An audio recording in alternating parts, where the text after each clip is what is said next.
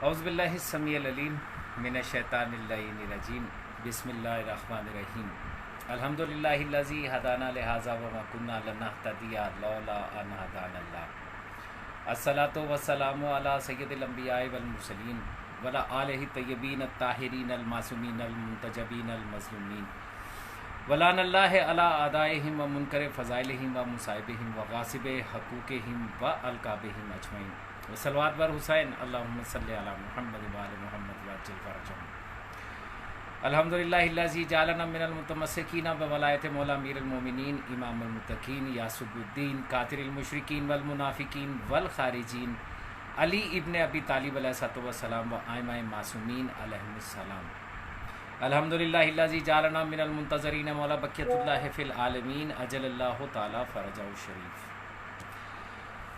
پروردگار کا لاکھ احسان ہے کہ اس نے ہمیں نعمت عظمیٰ ولایت مطلقہ کلیہ الہیہ مولا امیر کائنات امیر ممکنات امیر المومنین امام المتقین یاسب الدین قاتل المشرکین والمنافقین والخارجین علی ابن ابی طالب علیہ السلام و ائمہ معصومین علیہم السلام سے متمسک رہتے ہوئے منتظرین مولا بقیت اللہ فی العالمین اجل اللہ تعالی فرجہ الشریف میں رہنے کی سعادت اور توفیق عطا فرمائی۔ بے شک کہ اگر پروردگار کی یہ توفیق ہمارے شامل حال نہ ہوتی تو ہم بھی ضل و گمراہ ہو کر کسی مدرسے کے ملا کو، کسی حجرے کے پیر کو یا کسی ملک کے سپریم لیڈر کو اپنا ولی الامر اور امام تسلیم کر چکے ہوتے۔ برادران گرامی، آج آپ کے سامنے جس شخصیت کے بیانات کو لے کے حاضر خدمت ہوا ہوں ان کا نام علامہ طالب جوہری، پروردگار ان کے درجات بلند کرے۔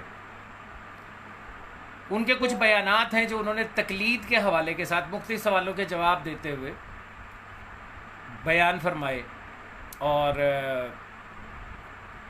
گزشتہ کچھ دنوں میں جب سے یہ اجتہاد و تقلید کے عنوان کے ساتھ میری گفتگو چل رہی ہے، بہت سارے لوگوں نے مجھے یہ ویڈیوز کا جو ان کی ویڈیو ہے علامہ طالب جوہری صاحب کی، کچھ نے اس کا لنک بھیجے، کچھ نے حوالے بھیجے اور کچھ نے ویڈیوز بھیجی۔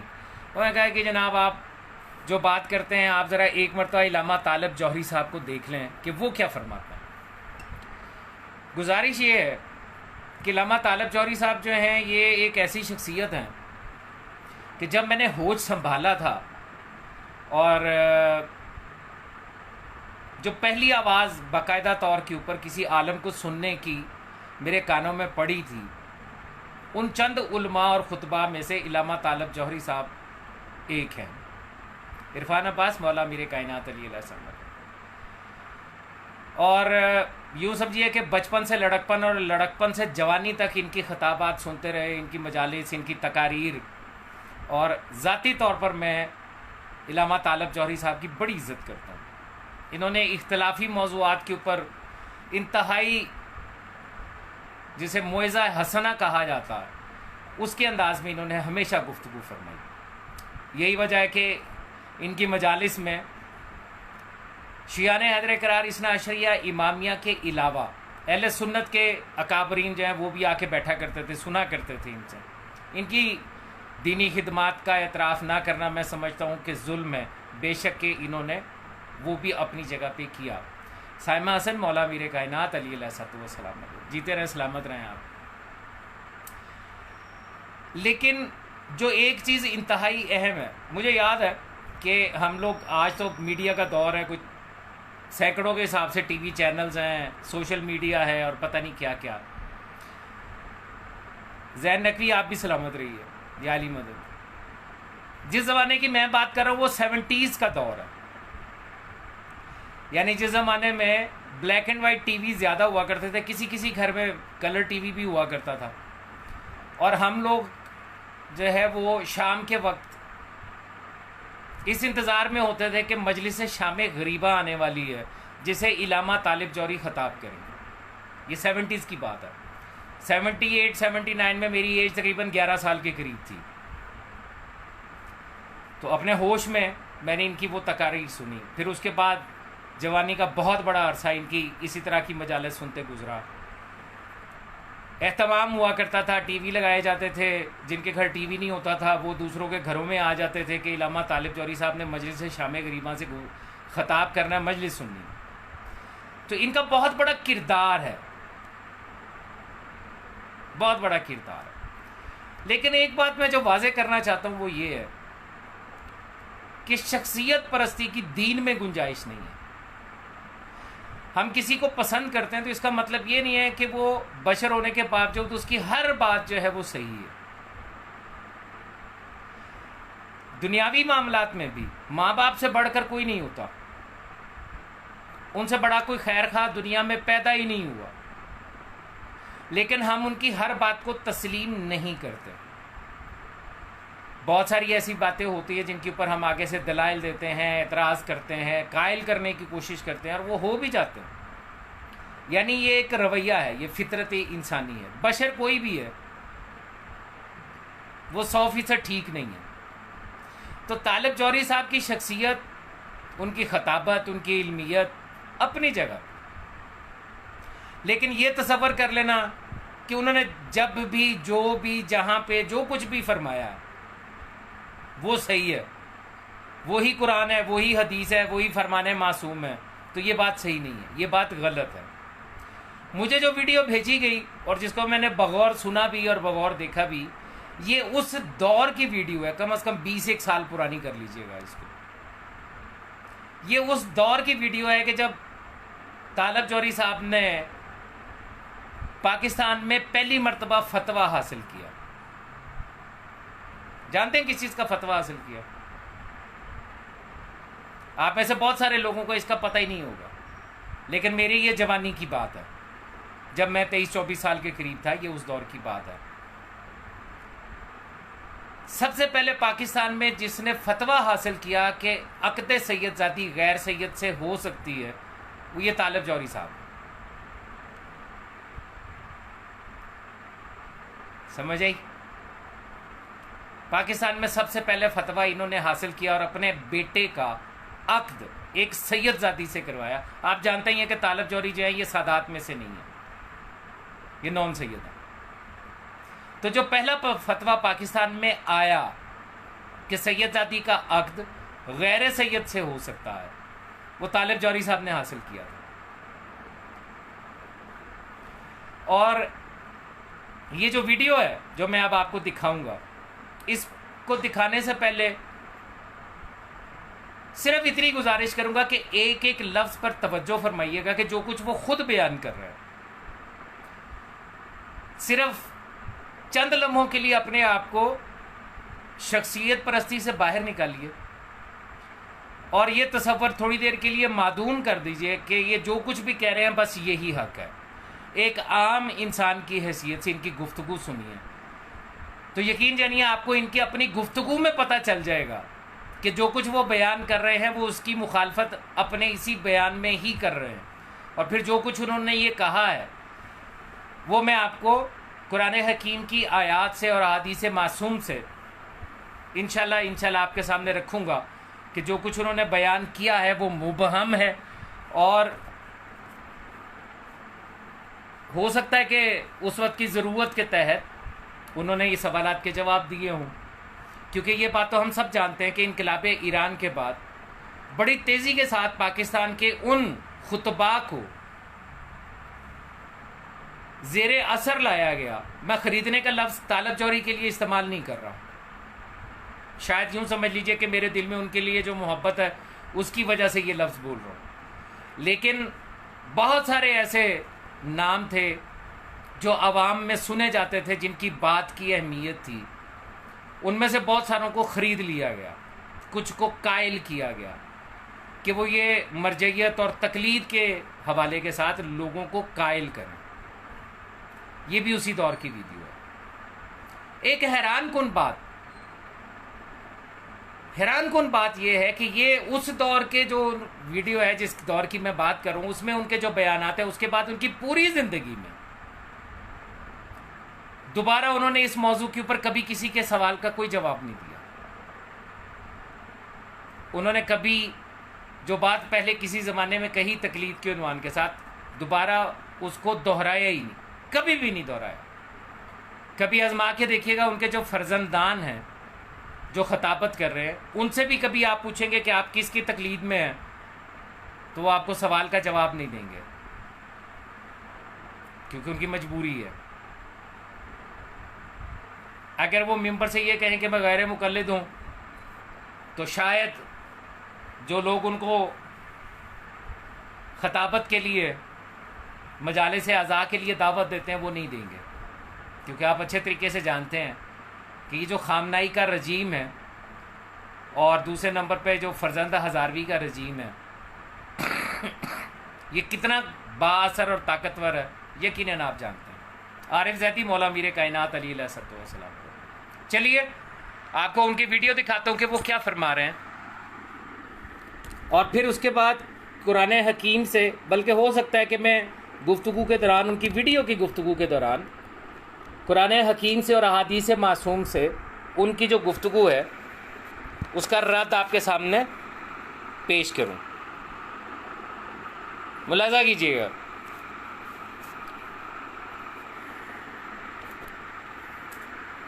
ہم مکلف ہیں نمبر 1۔ نمبر 2، آج ہمارے پاس کوئی معصوم نہیں ہے کہ ہم ڈائریکٹ اسے پوچھ سکیں، یہ نمبر 2۔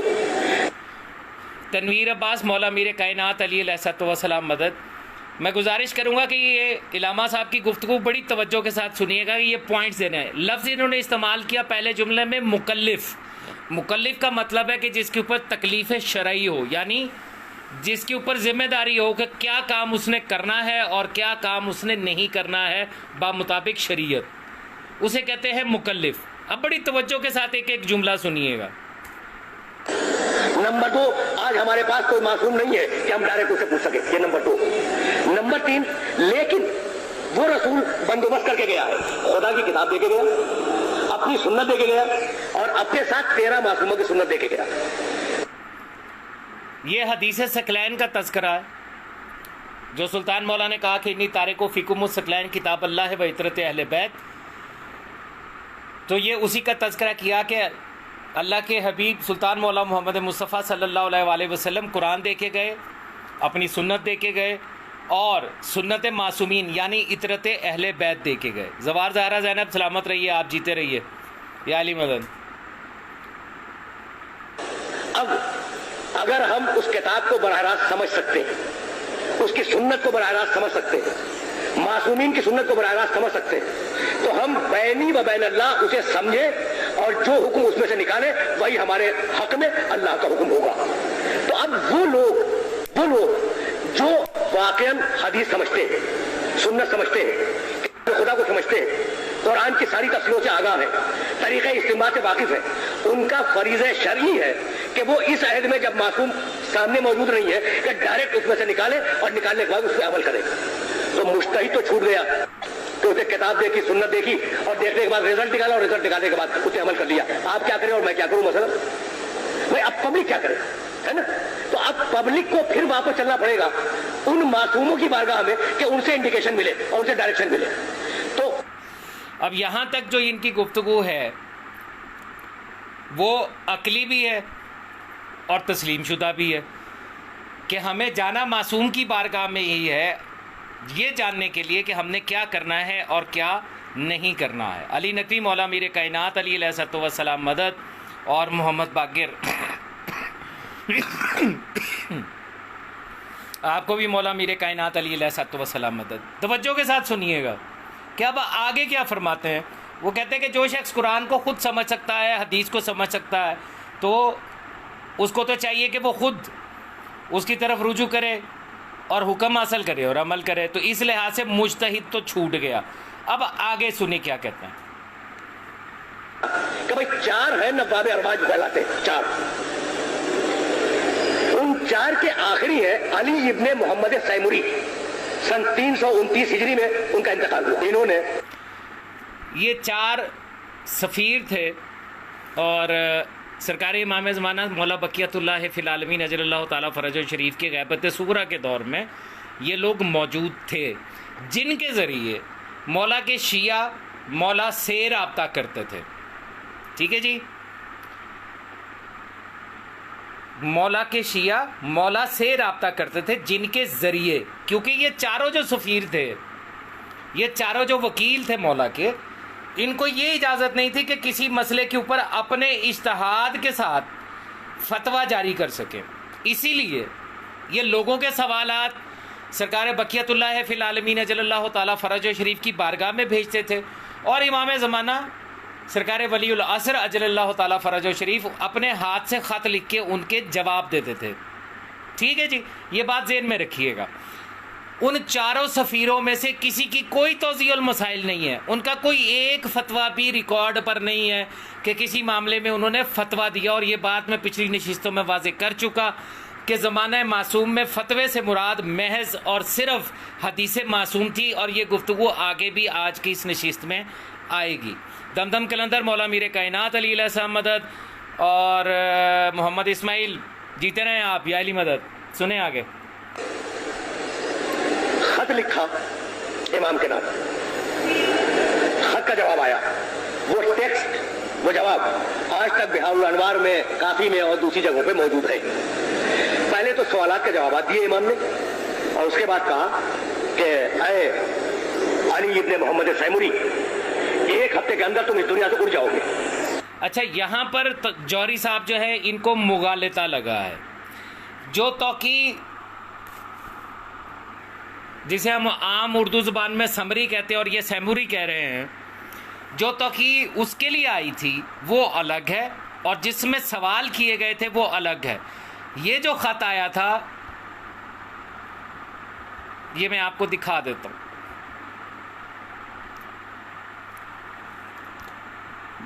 بہار الانوار یہ آ گئی۔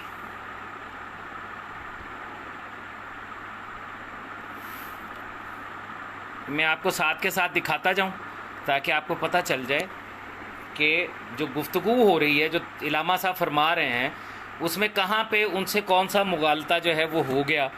بہرحال دونوں باتیں جو انہوں نے کہیں وہ صحیح کہیں، لیکن وہ دو خطوط تھے۔ ٹھیک ہے جی، ایک خط نہیں تھا، دو خطوط تھے۔ یہ بہار الانوار کی جلد نمبر 12 ہے،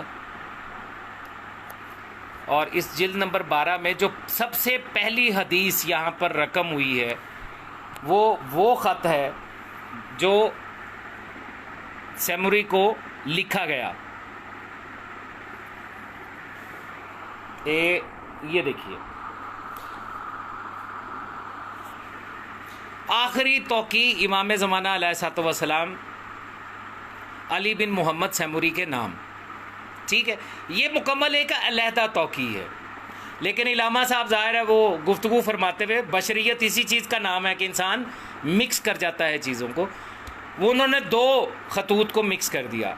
جس دوسرے خط کو مکس کیا وہ اسحاق بن یعقوب کے سوالات تھے جو الگ سے ہیں۔ ٹھیک ہے جی، اب یہ ذرا سنیے کیا فرما رہے ہیں۔ اور میں غیبت کبریٰ میں چلا جاؤں گا، فمن ادعى الرؤيا فهو كذاب مفتر۔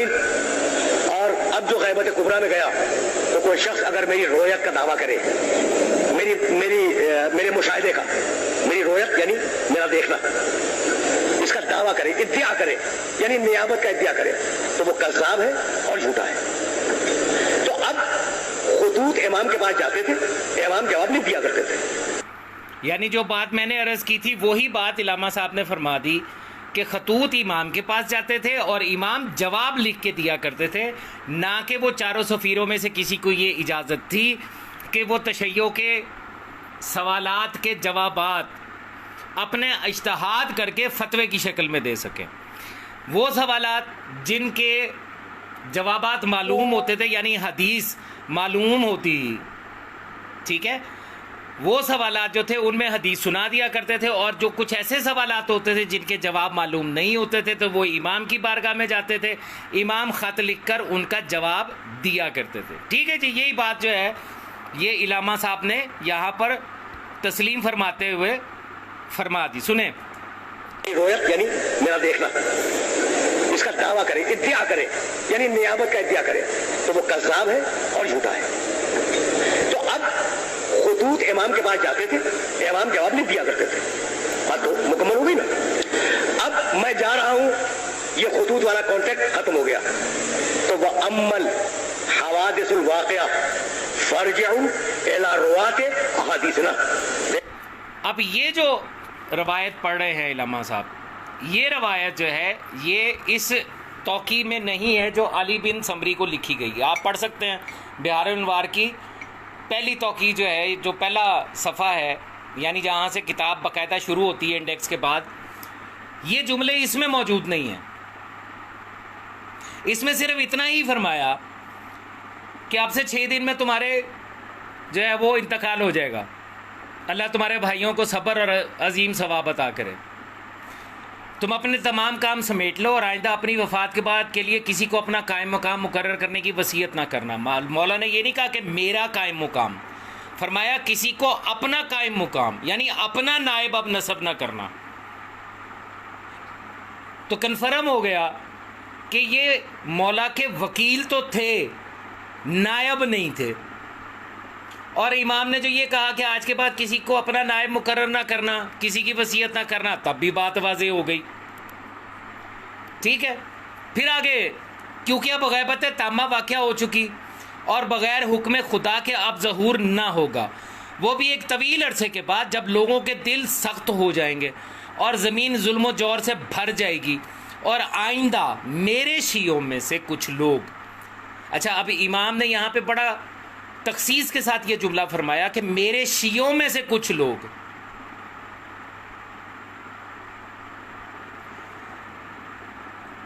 اس بات کا دعویٰ کریں گے کہ انہوں نے مجھے دیکھا ہے، میرے مشاہدے کا. دیکھیے یہاں پہ میں آپ کو دکھاتا ہوں. تنویر عباس میرا جو واٹس ایپ گروپ ہے، جو میں نے بکس کے لیے رکھا ہوا ہے، میں آپ کو بعد میں اس کا لنک شیئر کر دوں گا، اس میں شامل ہو جائیے. آپ کو بہار الانوار کی ساری PDF جو ہے وہ مل جائیں گی. یہ دیکھیں، یہ میں ہائی لائٹ کر رہا ہوں. امام فرما رہے ہیں میرے شیعوں میں سے کچھ لوگ مجھے دیکھنے کا دعویٰ کریں گے، میرے شیعوں میں سے. اور یہاں پہ عربی میں جو جملہ ہے،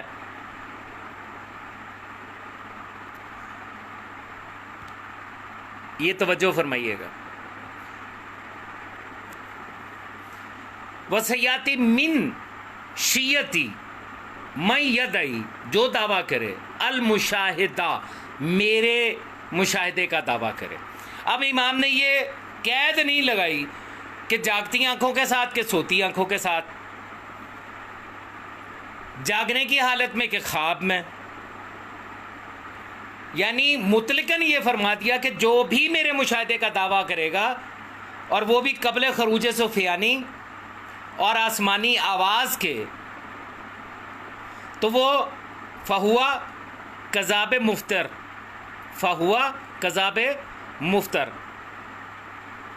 ٹھیک ہے. یہ ایک علیحدہ ہے. جو دوسرا جملہ انہوں نے بولا وہ اسحاق بن یعقوب کی کچھ سوال تھے جو مولا کی بارگاہ میں بھیجے گئے اور مولا نے اس کا جواب دیا. وہ جو دوسرا جملہ ہے وَأَمَّا الْحَوَادِثُ الْوَاقِعَةُ، وہ اس توقیع مبارک کا جملہ ہے، اس کا اس کے ساتھ کوئی تعلق نہیں ہے. میں یہ نہیں کہہ رہا کہ انہوں نے خدا نہ خواستہ جو ہے لوگوں کو دھوکہ دیا، بشریت اسی چیز کا نام ہے. یہ دیکھیے اسحاق بن یعقوب کے مسائل کا جواب، یہ بہار الانوار کے پیج نمبر 775 775 کے اوپر یہ موجود ہے. اس میں یہ جملہ ہے کہ جو اکثر پیش کیا جاتا ہے، وَأَمَّا الْحَوَادِثُ الْوَاقِعَةُ فَارْجِعُوا فِيهَا إِلَىٰ رَوَاةِ حَدِيثِنَا فَأَنَّهُمْ حُجَّتِي عَلَيْكُمْ وَأَنَا حُجَّتُ اللَّهِ عَلَيْهِمْ.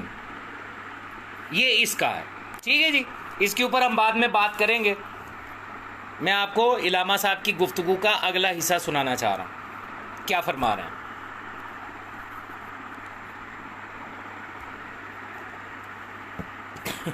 آنے والے جتنے بھی مسائل ہیں ان میں ہمارے راویان حدیث کی طرف رجوع کرنا، جو لوگ ہماری حدیثوں کی روایت کرتے ہیں ان کی طرف رجوع کرنا. یہ نہیں کہا کہ اپنی عقل سے مسئلے حل کر لینا، عقلی گدے لڑاتے رہنا اور جو الٹا سیدھا سمجھ میں آ جائے اس پہ عمل کر دینا. نہیں، ہم حدیثیں لے کے جا رہے ہیں، ہم اپنے اقوال لے کے جا رہے ہیں، ہم قرآن مجید کی. توجہ فرمائی کہ کتنی شدت کے ساتھ علامہ صاحب فرما رہے ہیں کہ ہمارے حدیث کے راویوں سے رجوع کرنا، اپنی عقلیں مت لڑانا، اپنا ظن اور قیاس نہیں کرنا. ٹھیک ہے. اور کیوں کہا کہ حدیث کے راویوں سے رجوع کرنا؟ کیونکہ جو وہ بتائیں گے وہ ہمارا حکم ہوگا. اور ہمارا حکم جو ہے وہ حکم ہے جو اللہ جل جلالہ کا حکم ہے، یعنی کہ جو اللہ چاہتا ہے کہ تم کس معاملے میں کیا کرو، اسی لیے وہ حکم واقعی کہلاتا۔ تو زور کس بات پہ ہوا کہ حدیث کے راویوں سے رجوع کرنا۔ تو قیامت عمل حوادث الواقعہ، قیامت تک آنے والے جتنے بھی تمہارے مسائل ہیں تمہارے، ان سب میں کس کی طرف رجوع کرو؟ ہماری حدیثوں کی روایت کرنے والوں کی طرف رجوع کرو۔ تو یہ جو ہمارے یہاں ایک کیٹیگری بنی ہے جنہیں ہم مجتہدین کہتے ہیں، یہ در حقیقت معصومین کی حدیثوں کے راوی ہیں۔ یہ وہ جملہ ہے جو آپ کو اکثر سننے کو ملتا ہے کہ یہ جو مجتہد ہیں یہ معصومین کی احادیث کے راوی ہے، جبکہ کسی بھی مجتہد کی توضیح المسائل اٹھا لیجئے، اس میں آپ کو کوئی ایک بھی حدیث لکھی ہوئی نہیں ملتی۔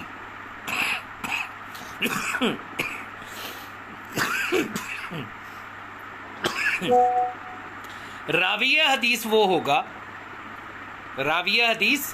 ہوگا جو حدیث کو روایت کرے گا، بیان کرے گا۔ جو بیان نہیں کر رہا وہ راوی حدیث نہیں ہے، ٹھیک ہے؟ سمجھتے ہیں، طریقہ استنباط سے واقف ہے، صحیح حدیث کو سمجھتے ہیں، غلط حدیث کو سمجھتے ہیں، کون سی تقیہ میں بیان کی گئی، کون سی تقیہ میں نہیں بیان کی گئی، ان ساری چیزوں کو سمجھتے ہیں۔ اور کرائیٹیریا وہی ہے کہ بھائی ہم مکلف ہیں، معصوم ہمارے سامنے نہیں ہے، کتاب پوری طرح واضح نہیں ہے، تو اب جو بھی رسول ہمیں دے کے گیا ہے اس سے جو ہم استنباط کریں گے اور جو ہم اخذ کریں گے، اس اخذ و استنباط کو ہم اپنے لیے حجت قرار دیں گے۔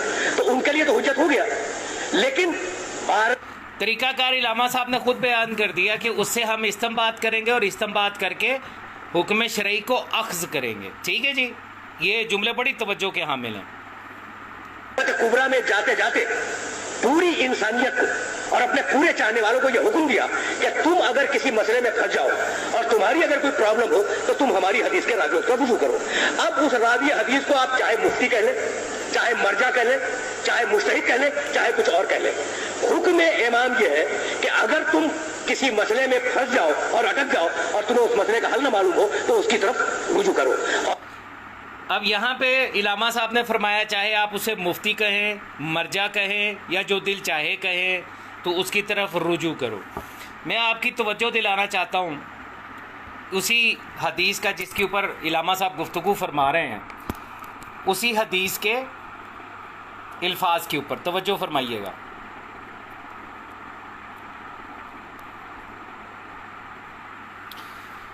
جو حدیث کے الفاظ ہے اس میں کہا گیا فرجعوا فیہا الی روات حدیثنا، تمہیں رجوع کرنا ہے، تقلید نہیں کرنی ہے، رجوع کرنا ہے کس سے؟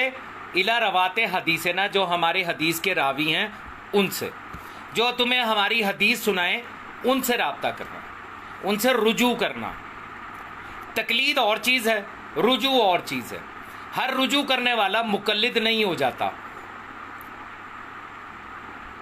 ٹھیک ہے؟ اور آپ لوگوں میں سے جو لوگ مقلدین ہیں وہ اچھے سے جانتے ہیں کہ آج جب وہ کسی مرجع تقلید کی تقلید کرنے لگتے ہیں تو وہ باقاعدہ نیت کرتے ہیں، اور نیت کیا کرتے ہیں کہ نیت کرتا ہوں تقلید کی فلاں مرجع کی قربتاً الی اللہ۔ کیا ایسا نہیں ہے؟ پھر اگر کسی کو مخصوص کرنا ہوتا تو انہی جملوں میں امام اس کا نام لیتے، بتاتے کہ آج کے دور میں فلاں شخص کے ساتھ جو ہے وہ تم رجوع کرو۔ امام نے کہا فرجعوا فیہا الی روات حدیثنا، جو بھی تمہارے سامنے ہماری حدیث بیان کرے تمہیں اس سے رجوع کرنا ہے، ٹھیک ہے؟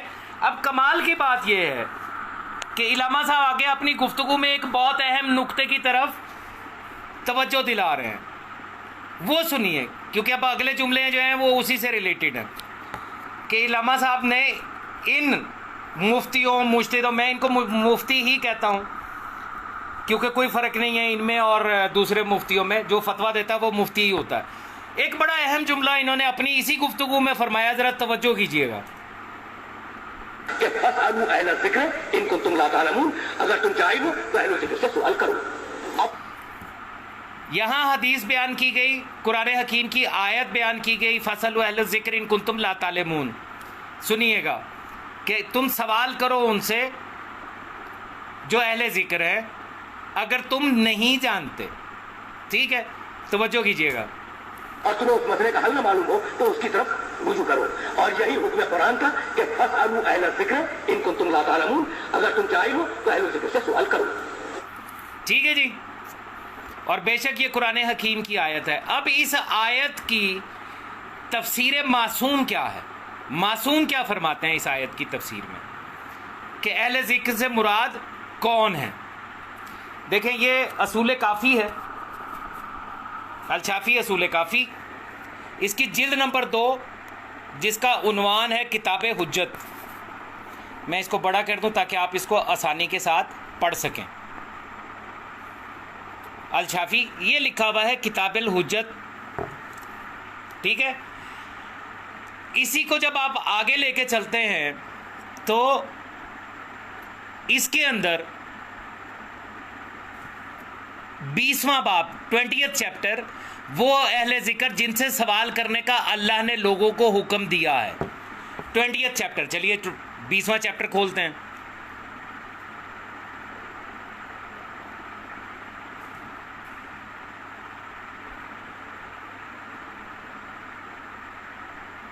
بیسواں باب،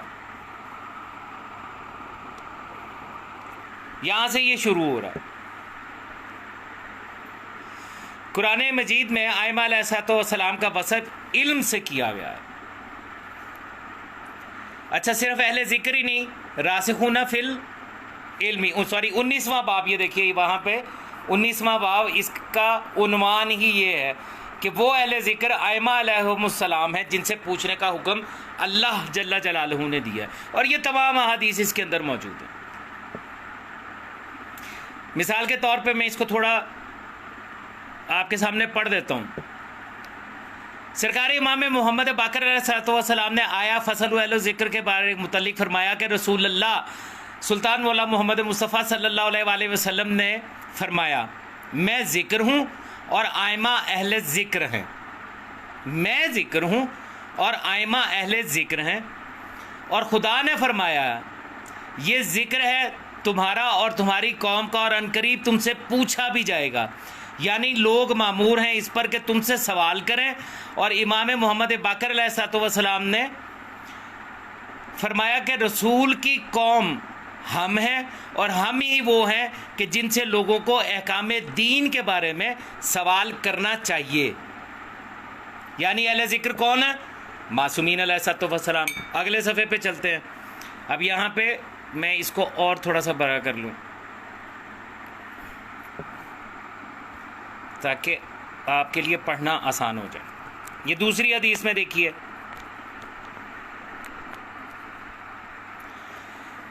میں آپ پر فدا ہوں، راوی کہتا ہے کہ امام رضا علیہ السلام سے سوال کیا کہ میں آپ پر فدا ہوں، آیا فصل اہل ذکر کے متعلق ارشاد فرمائیے۔ فرمایا ہم اہل ذکر ہیں اور ہم ہی ہیں جن سے سوال کرنے کا حکم ہے۔ میں نے کہا آپ مسئول ہیں اور ہم سائل؟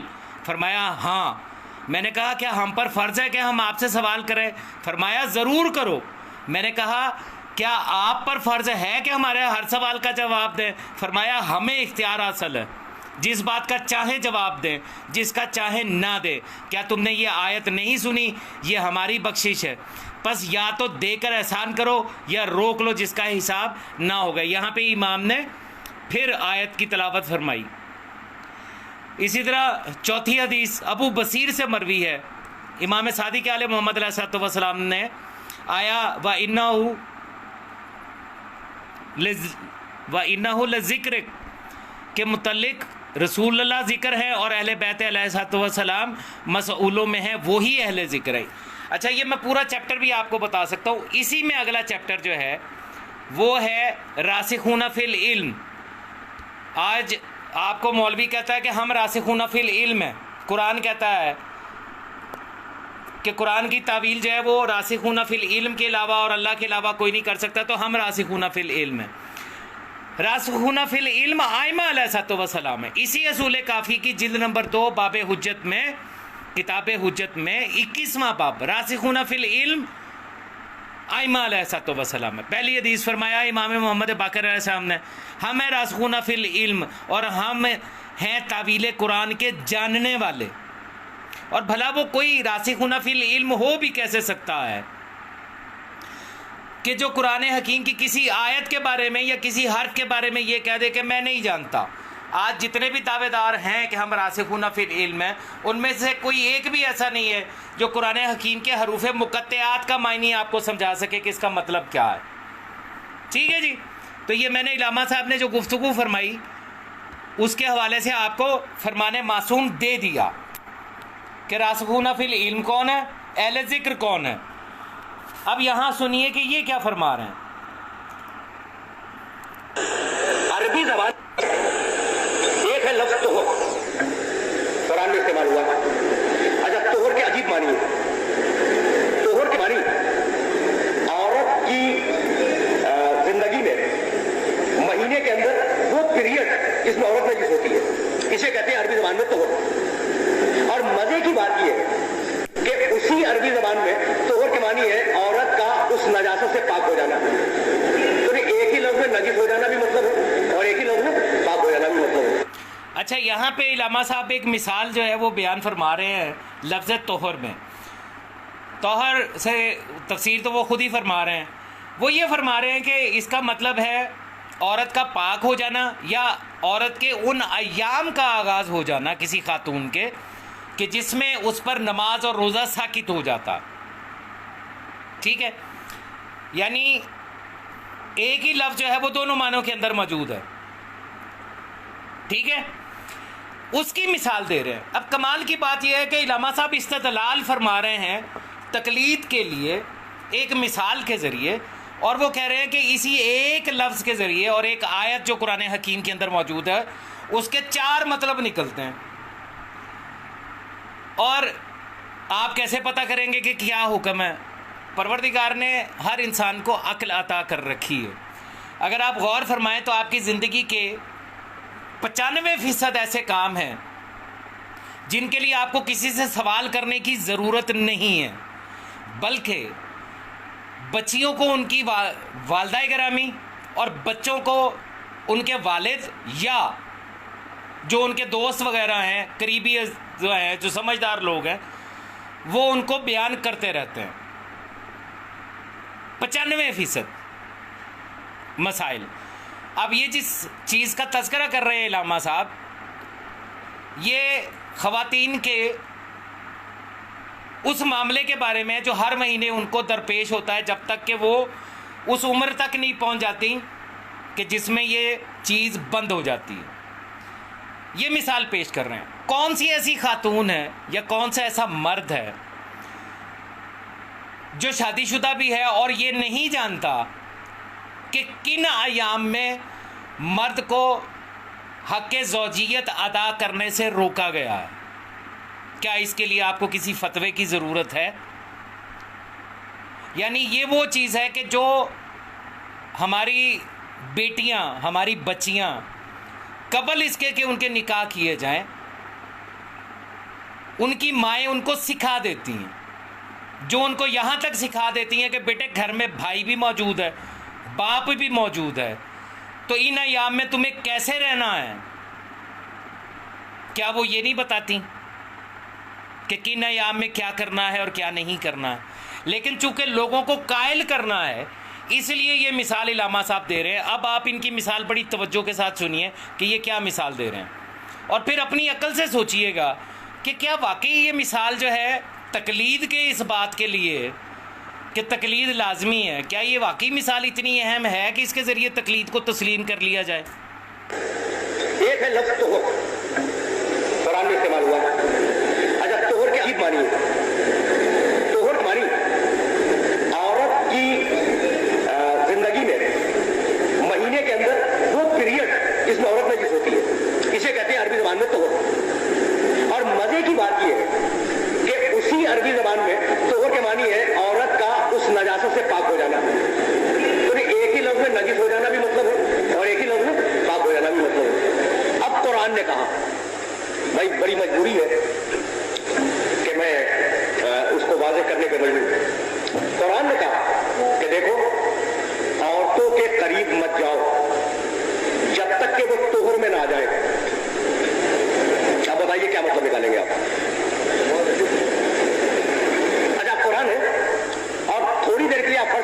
हदीस एक भी नहीं मिलती इसके ऊपर। ये बखूबे बात कर रहा हूँ ताकि बात वाज़ेह हो जाए, हदीस एक भी नहीं मिलती। और आयत रखी हुई है कि औरतों के करीब मत जाना हत्ता यतहुरना, जब तक कि वो तोहर में ना आ जाए। अच्छा तो अब रिजल्ट क्या निकला? एक तो लफ्ज़ करीब आ गया, एक करीब जाना पास बैठ जाना, दूसरा करीब वो जाना जो निकाह का मंशा है। तो करीब जाने के मानी क्या लेंगे आप? पहला सवाल ये हो गया। दूसरा सवाल ये हो गया कि तोहर के मानी क्या लेंगे? कि नजासत डिसकंटिन्यू हो जाए ये मानी लेंगे, या वो बाकायदा गुस्ल करके ताहिर हो जाए ये मानी लेंगे। तो एक छोटी सी आयत के 4 मानी निकल आए। औरत के पास भी ना बैठो, पहला मानी। औरत से मुखालिफत ना करो, दूसरा मानी। जब तक के मेंसेस डिसकंटिन्यू ना हो जाए, तीसरा मानी। जब तक कि वो गुस्ल न कर ले, चौथा मानी। तो इन 4 मानियों में से क्या कसम खा के आप कह सकते हैं ये मुराद इलाही क्या है? दुनिया का मासूम के अलावा दुनिया का कोई इंसान नहीं कर सकता। ठीक है, अब आपने उनकी वो जो मिसाल उन्होंने दी है इलामा साहब ने, आपने बड़ी तवज्जो के साथ सुन ली। अपने ईमान से बताइए, अपने ईमान से क्या ये मसला ऐसा है कि इसके लिए किसी के फतवे की ज़रूरत हो? क्या ख़वातीन जैसे ही सन्ने बलूगत के नज़दीक पहुंचती हैं और इस चीज़ से दो चार होती हैं, उनकी माएँ उनको ये सब कुछ सिखा नहीं देती? क्या इस मामले में कभी किसी एक खातून ने तकलीद की है, तौज़ील मसाइल खोल के देखी है कि मुझे क्या करना है?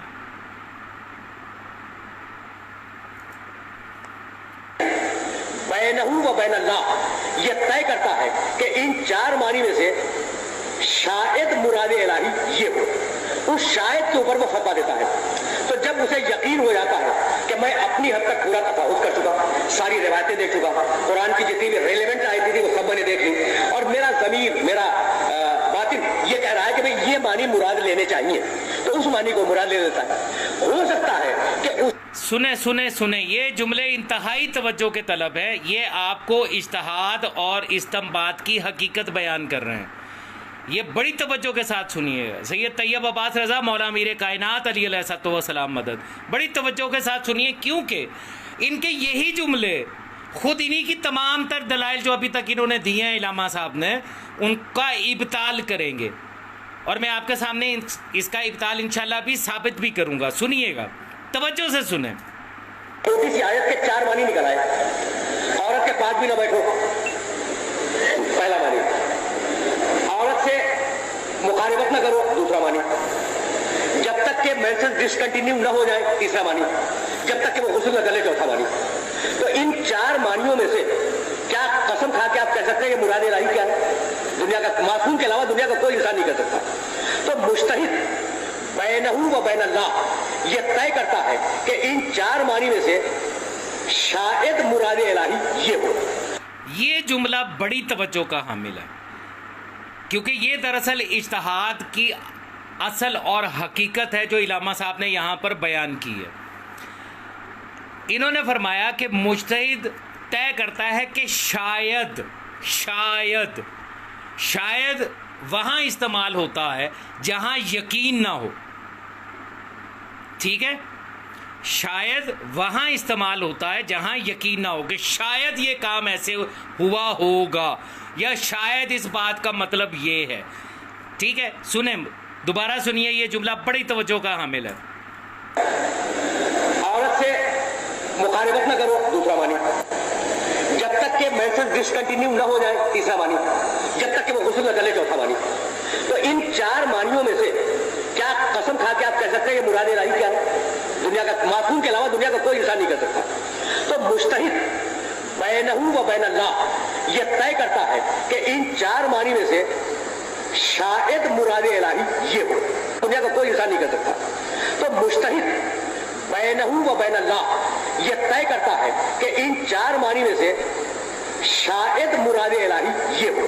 मुज्तहिद बैनहू व बैन अल्लाह ये तय करता है कि इन 4 मानी में से शायद मुराद इलाही ये हो। मुज्तहिद बैनहू व बैन अल्लाह ये तय करता है कि इन 4 मानी में से शायद मुराद इलाही ये हो। ठीक है जी, आपने तवज्जो फरमाई।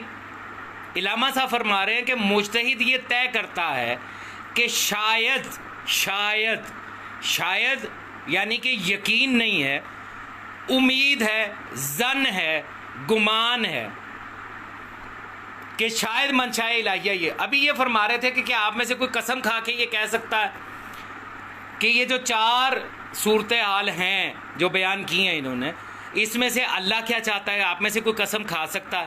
یہ خود فرما رہے ہیں. ٹھیک ہے. اور پھر آگے کہہ رہے ہیں کہ مجتہد طے کرتا ہے کہ شاید. تو مطلب یہ ہوا کہ جیسے آپ اور میں قسم کھا کے یہ نہیں کہہ سکتے کہ قرآن کی اس آیت کا وہ مطلب کیا ہے کہ جو اللہ چاہتا ہے، ویسے ہی مجتہد بھی نہیں کہہ سکتا. ٹھیک ہے. پھر سنیں لفظ شاید، مجتہد طے کرتا ہے کہ شاید. پھر سنیں بینہ و بین اللہ، یہ طے کرتا ہے کہ ان 4 معنی میں سے شاید مراد الہی یہ ہو. اس شاید کے اوپر وہ فتویٰ دیتا ہے. اس شاید کے اوپر. اب جہاں پہ یقین نہ ہو اور لفظ شاید آ جائے وہ کہلاتا ہے ظن. ظن یعنی کہ گمان. قرآن حکیم میں ہم قرآن کی طرف رجوع کرتے ہیں اور جاننے کی کوشش کرتے ہیں کہ ظن کے بارے میں قرآن کیا کہتا ہے. یہ آپ کے سامنے میں نے قرآن حکیم کی سورہ الحجرات اس کی آیت نمبر 11 کے اوپر توجہ فرمائیے گا. آیت نمبر 12 سورہ الحجرات. جیسے کہ ابھی ہم نے انہی کی گفتگو سے سنا کہ مجتہد یہ طے کرتا ہے کہ شاید اللہ کا یہ معنی ہو، اللہ یہ چاہتا ہو، تو اس کا مطلب ہے کہ وہ ظن ہے، گمان ہے. ٹھیک ہے. اب یہ سورہ حجرات کی آیت نمبر 12 پہ توجہ فرمائیے گا. یا ایھا الذین آمنوا، اے وہ لوگوں جو ایمان لے آئے ہو، اجتنبوا کثیر من الظن، اجتناب کرو زیادہ گمان کرنے سے. ان بعض الظن اسم، کہ بے شک کچھ گمان ایسے بھی ہیں، کچھ ظن ایسے بھی ہیں جو گناہ ہیں. مجتہد حاصل کر رہا ہے ظن، کیونکہ شاید کی بات ہے. اور قرآن کہہ رہا ہے کہ اے ایمان والو زیادہ ظن کرنے سے اجتناب کرو، کیونکہ بعض ظن جو ہیں وہ گناہ ہیں. بعض ظنی اسم، کچھ ظن ایسے ہیں جو اسم ہیں، گناہ ہیں. اچھا کیا یہ ایک ہی آیت ہے ظن کے بارے میں؟ جی نہیں. اب میں آپ کو سورہ یونس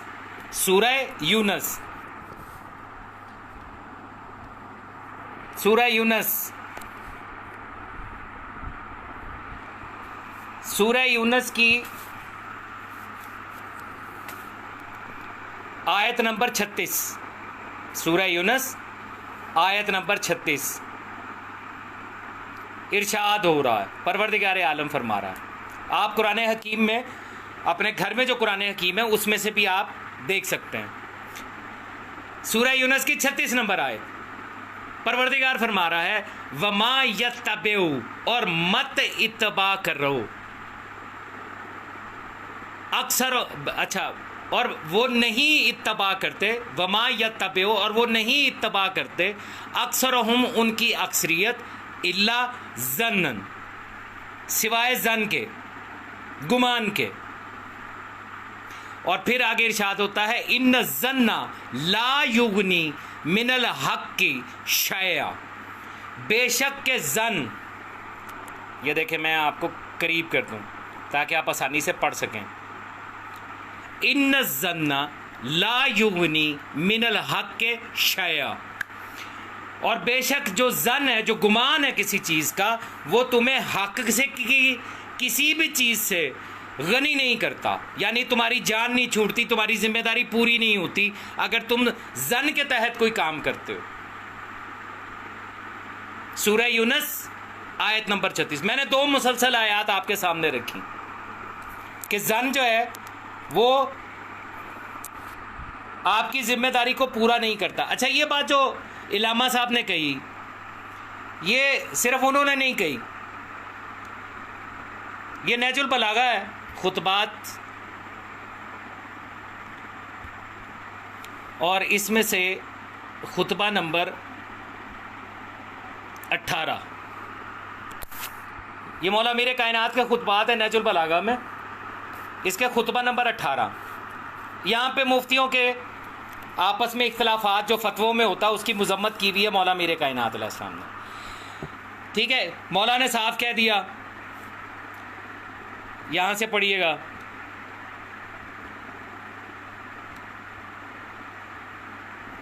جب ان میں سے کسی ایک کے سامنے کوئی معاملہ فیصلے کے لیے پیش ہوتا ہے تو وہ اپنی رائے سے اس کا حکم لگا دیتا ہے، پھر وہی مسئلہ بائینہ ہو دوسرے کے سامنے پیش ہوتا تھا، وہ اس سے پہلے کے حکم کے خلاف حکم دیتا ہے، پھر یہ تمام کے تمام قاضی اپنے اس خلیفہ کے پاس جمع ہو جاتے ہیں جس نے انہیں قاضی بنا رکھا ہے، تو وہ سب کی رائےوں کو صحیح قرار دیتا ہے۔ یعنی جو کہہ رہا ہے کہ حلال ہے وہ بھی ٹھیک، جو کہہ رہا ہے حرام وہ بھی ٹھیک، جو کہہ رہا ہے جائز و مباح ہے وہ بھی ٹھیک، اور جو کہہ رہا ہے کہ باطل ہے وہ بھی ٹھیک۔ اور یہاں پہ پھر مولا نے یہاں پر مولا میر کائنات نے ایک جملہ لکھا جو کہ سمجھنے والوں کے لیے بہت اہم ہے، حالانکہ ان کا اللہ ایک، نبی ایک اور کتاب ایک ہے۔ پتہ یہ چلا کہ دین اسلام میں اختلاف رحمت نہیں ہے، جو عام طور پہ کہا جاتا ہے نا اختلاف باعث رحمت ہے، نہیں۔ مولا تو کہہ رہے ہیں کہ ان کا اللہ ایک، نبی ایک اور کتاب ایک ہے، اور پھر مولا ان کے آگے یہ فرماتے ہیں،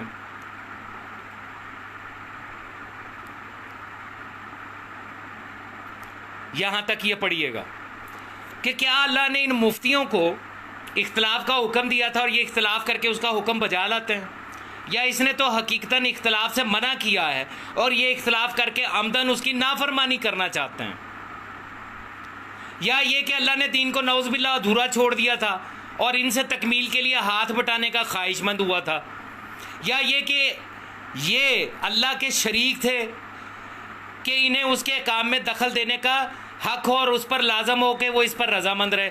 یعنی ان کے اندر جو اختلاف موجود ہے، ایک حلال دوسرا حرام کہہ رہا ہے، تو کیا اللہ نے کہا ہے کہ تم دین کے اندر اپنے احکامات جاری کرو اور میں راضی رہوں گا تم پر؟ جو حلال کہے گا اس پر اور اس کے مقلدوں کو بھی جنت بھیج دوں گا، جو حرام کہے گا اس کو اور اس کے مقلدوں کو بھی جنت میں بھیج دوں گا، تم جو بھی فتویٰ دو گے میں اس کے اوپر اسے قبول کروں گا اور تمہاری بخشش کروں گا۔ یہ مولا کا یہ فرمان یہاں پہ موجود ہے۔ آگے فرماتے ہیں،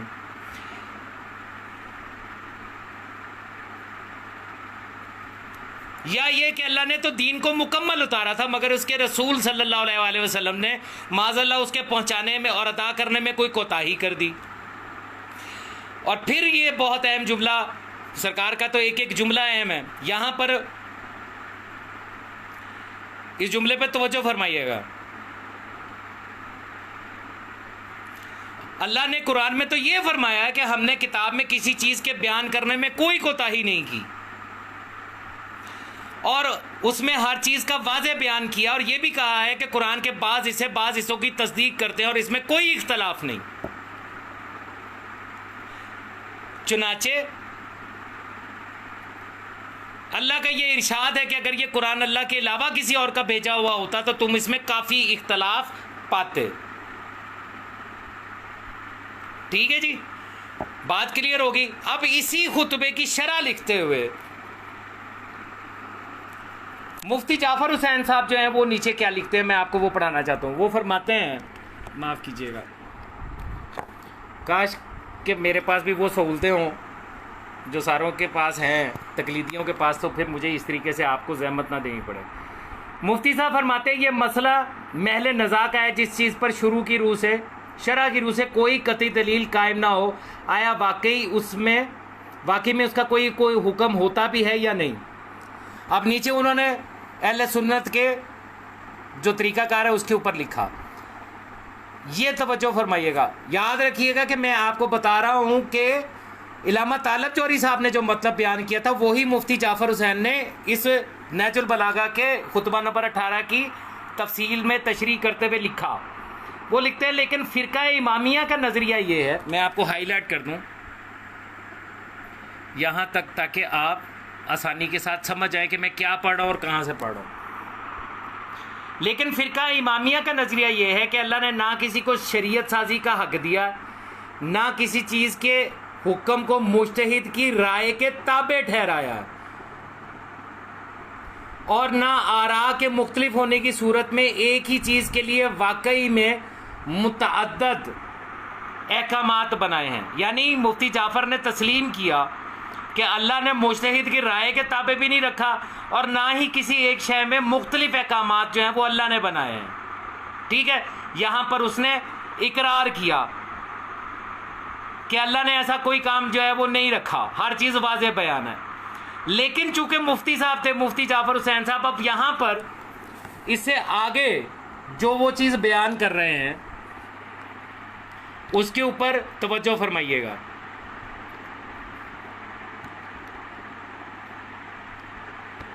اس کے بعد جو وہ توضیح بیان کر رہے ہیں، یہ میں ہائی لائٹ کر دیا۔ البتہ جب مجتہد کی حکم واقعی تک رسائی نہیں ہونے پاتی، یعنی قرآن اور حدیث معصوم تک نہیں پہنچ پاتا، کیونکہ حکم واقعی سے مراد یا قرآن کی آیت ہے یا نص معصوم ہے، معصوم کی حدیث نہیں ہونے پاتی، تو تلاش اور تفحص کے بعد جو نظریہ اس کا قرار پاتا ہے، نظریہ وہ علامہ طالب جوہری صاحب نے فرمایا نا، شاید جو نظریہ اس کا قرار پاتا ہے اس پر عمل پیرا ہونا اس کے لیے اور اس کے مقلدین کے لیے کفایت کر جاتا ہے۔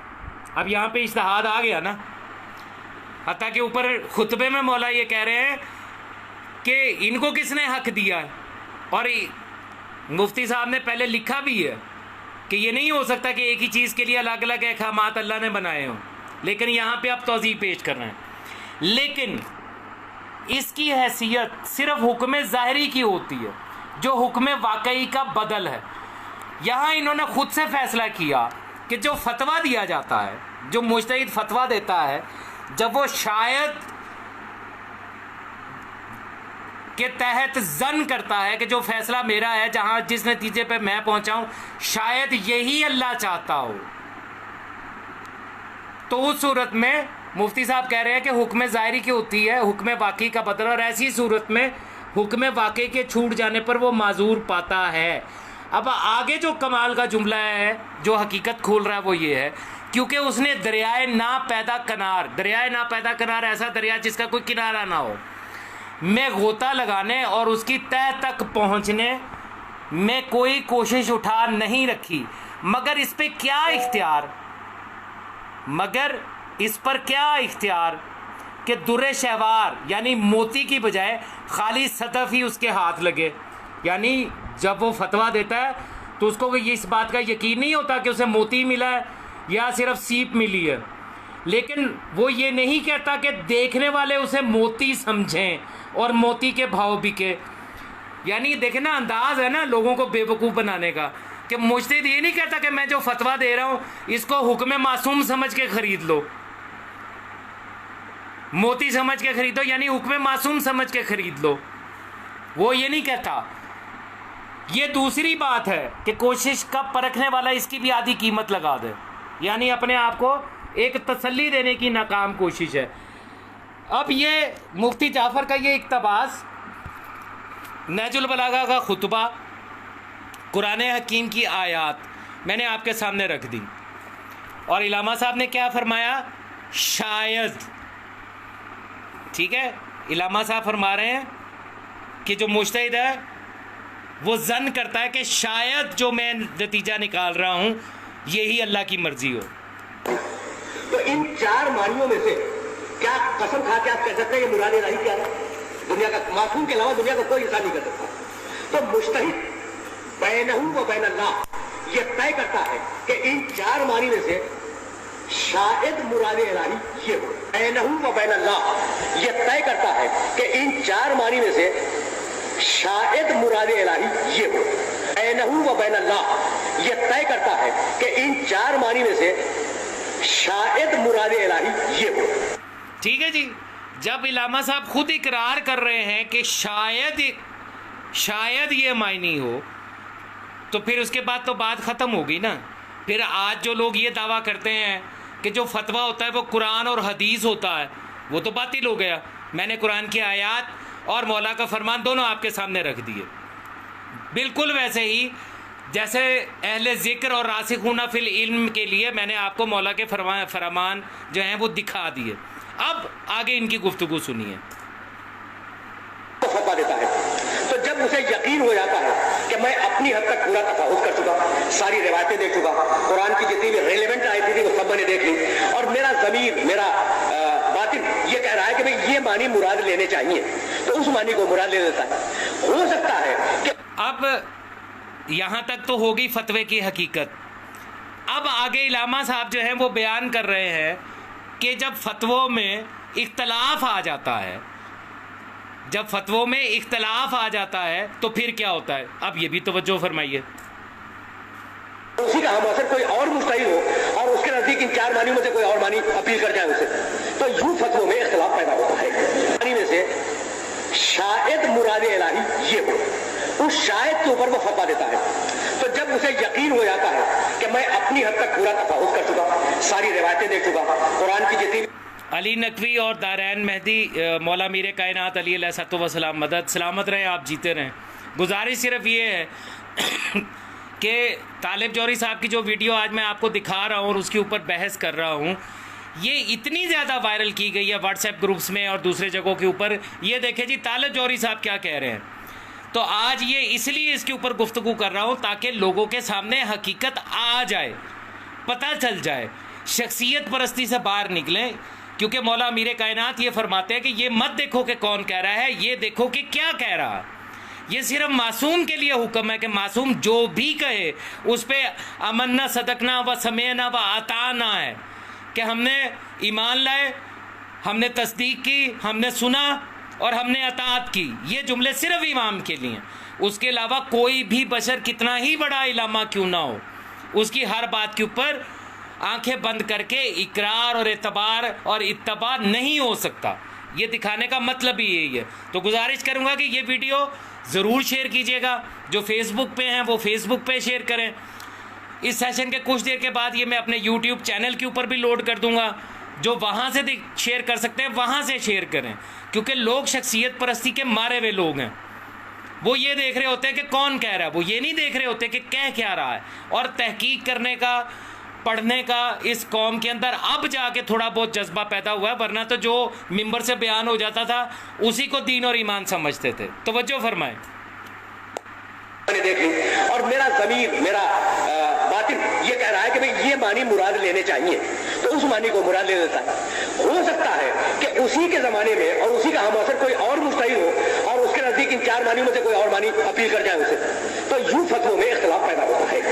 اچھا، اب اس کی مثال میں اور بھی واضح کر دوں۔ دیکھیں جناب، آپ ایک بچہ لے کے آئے اور آپ کو اچھا، علامہ صاحب جیسے محقق اور ان جیسے صاحب علم سے یہ جو اب مثال دے رہے ہیں، ٹھیک ہے، یہ مثال میں نے جب سنی تو میں پریشان ہو گیا کہ طالب جوہری جیسی شخصیت جو ہے وہ اس قسم کے مثال کیسے دے سکتے ہیں۔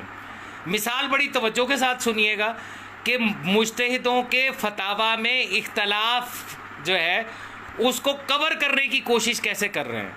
حتیٰ کہ میں ابھی آپ کو نہج البلاغہ سے مولا امیر کائنات کے فرامین سنا چکا کہ کیا اللہ نے ان کو اختلاف کا حق دیا ہے یا ان کو کہا ہے کہ تم دین کی تکمیل میں میرا ہاتھ بٹاؤ۔ واضح لفظوں میں یہ کہا مولا امیر کائنات نے، اور مولا امیر کائنات کا ہر جملہ ہر دور کے ہر شخص کے اوپر اپلائی ہے۔ یہ نہیں ہے کہ اس زمانے کے مفتیوں کے لیے تھا اور آج کے مفتیوں کے لیے نہیں ہے، ٹھیک ہے۔ اب یہ جو مثال دے رہے ہیں بڑی معذرت کے ساتھ بڑی مضحکہ خیز مثال ہے، آپ بھی سن لیں۔ مجھے تو نہیں سمجھ آئی اس مثال کی کہ اختلاف فتویٰ کو اس مثال کے ذریعے جو ہے وہ لوگوں کو مطمئن کیا جا سکتا ہے۔ معنی میں سے کوئی اور معنی اپیل کر جائے اسے، تو یوں فتووں میں اختلاف پیدا ہوتا ہے۔ اچھا، اب اس کی مثال میں اور بھی واضح کر دوں۔ دیکھیں جناب، آپ ایک بچہ لے کے آئے اور آپ کو ماشاءاللہ بہت لوگ بیٹھے ہوئے ہیں، بچہ لے کے آئے اور پھر دوست سے کونے میں بیٹھ کے آپ نے بات کرنی شروع کی۔ بچے نے آپ سے اجازت مانگی کہ آپ کو بات کرنا ہے، میں کھیلوں؟ آپ نے کہا کھیلو، لیکن اس چہار دیواری کے اندر کھیلنا۔ باہر گئے تو میں سزا دوں گا۔ تو اب بچے کو کیا کرنا چاہیے؟ باہر جانے سے پرہیز کرنا چاہیے، لیکن بچے کے لیے یہ ضروری ہے کہ اس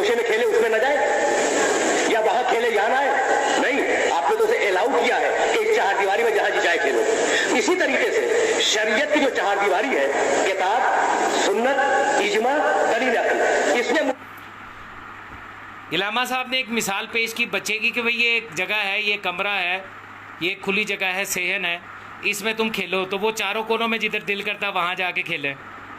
ठीक है, ये मिसाल पेश कर रहे हैं और इसको मुंतबिक कर रहे हैं कि शरीयत ने चार कोने दिए, कुरान, सुन्नत, इजमा और दलील अक्ल। ठीक है, मैं थक गया ये सवाल करते करते, लेकिन आज तक मुझे इसकी कोई दलील शरई नहीं दे सका। देखिए, कुरान और सुन्नत, सुन्नत से मासूम, सुन्नत से मुराद ही सुन्नत मासूम है हमारे नज़दीक। माफ़ी चाहता हूँ।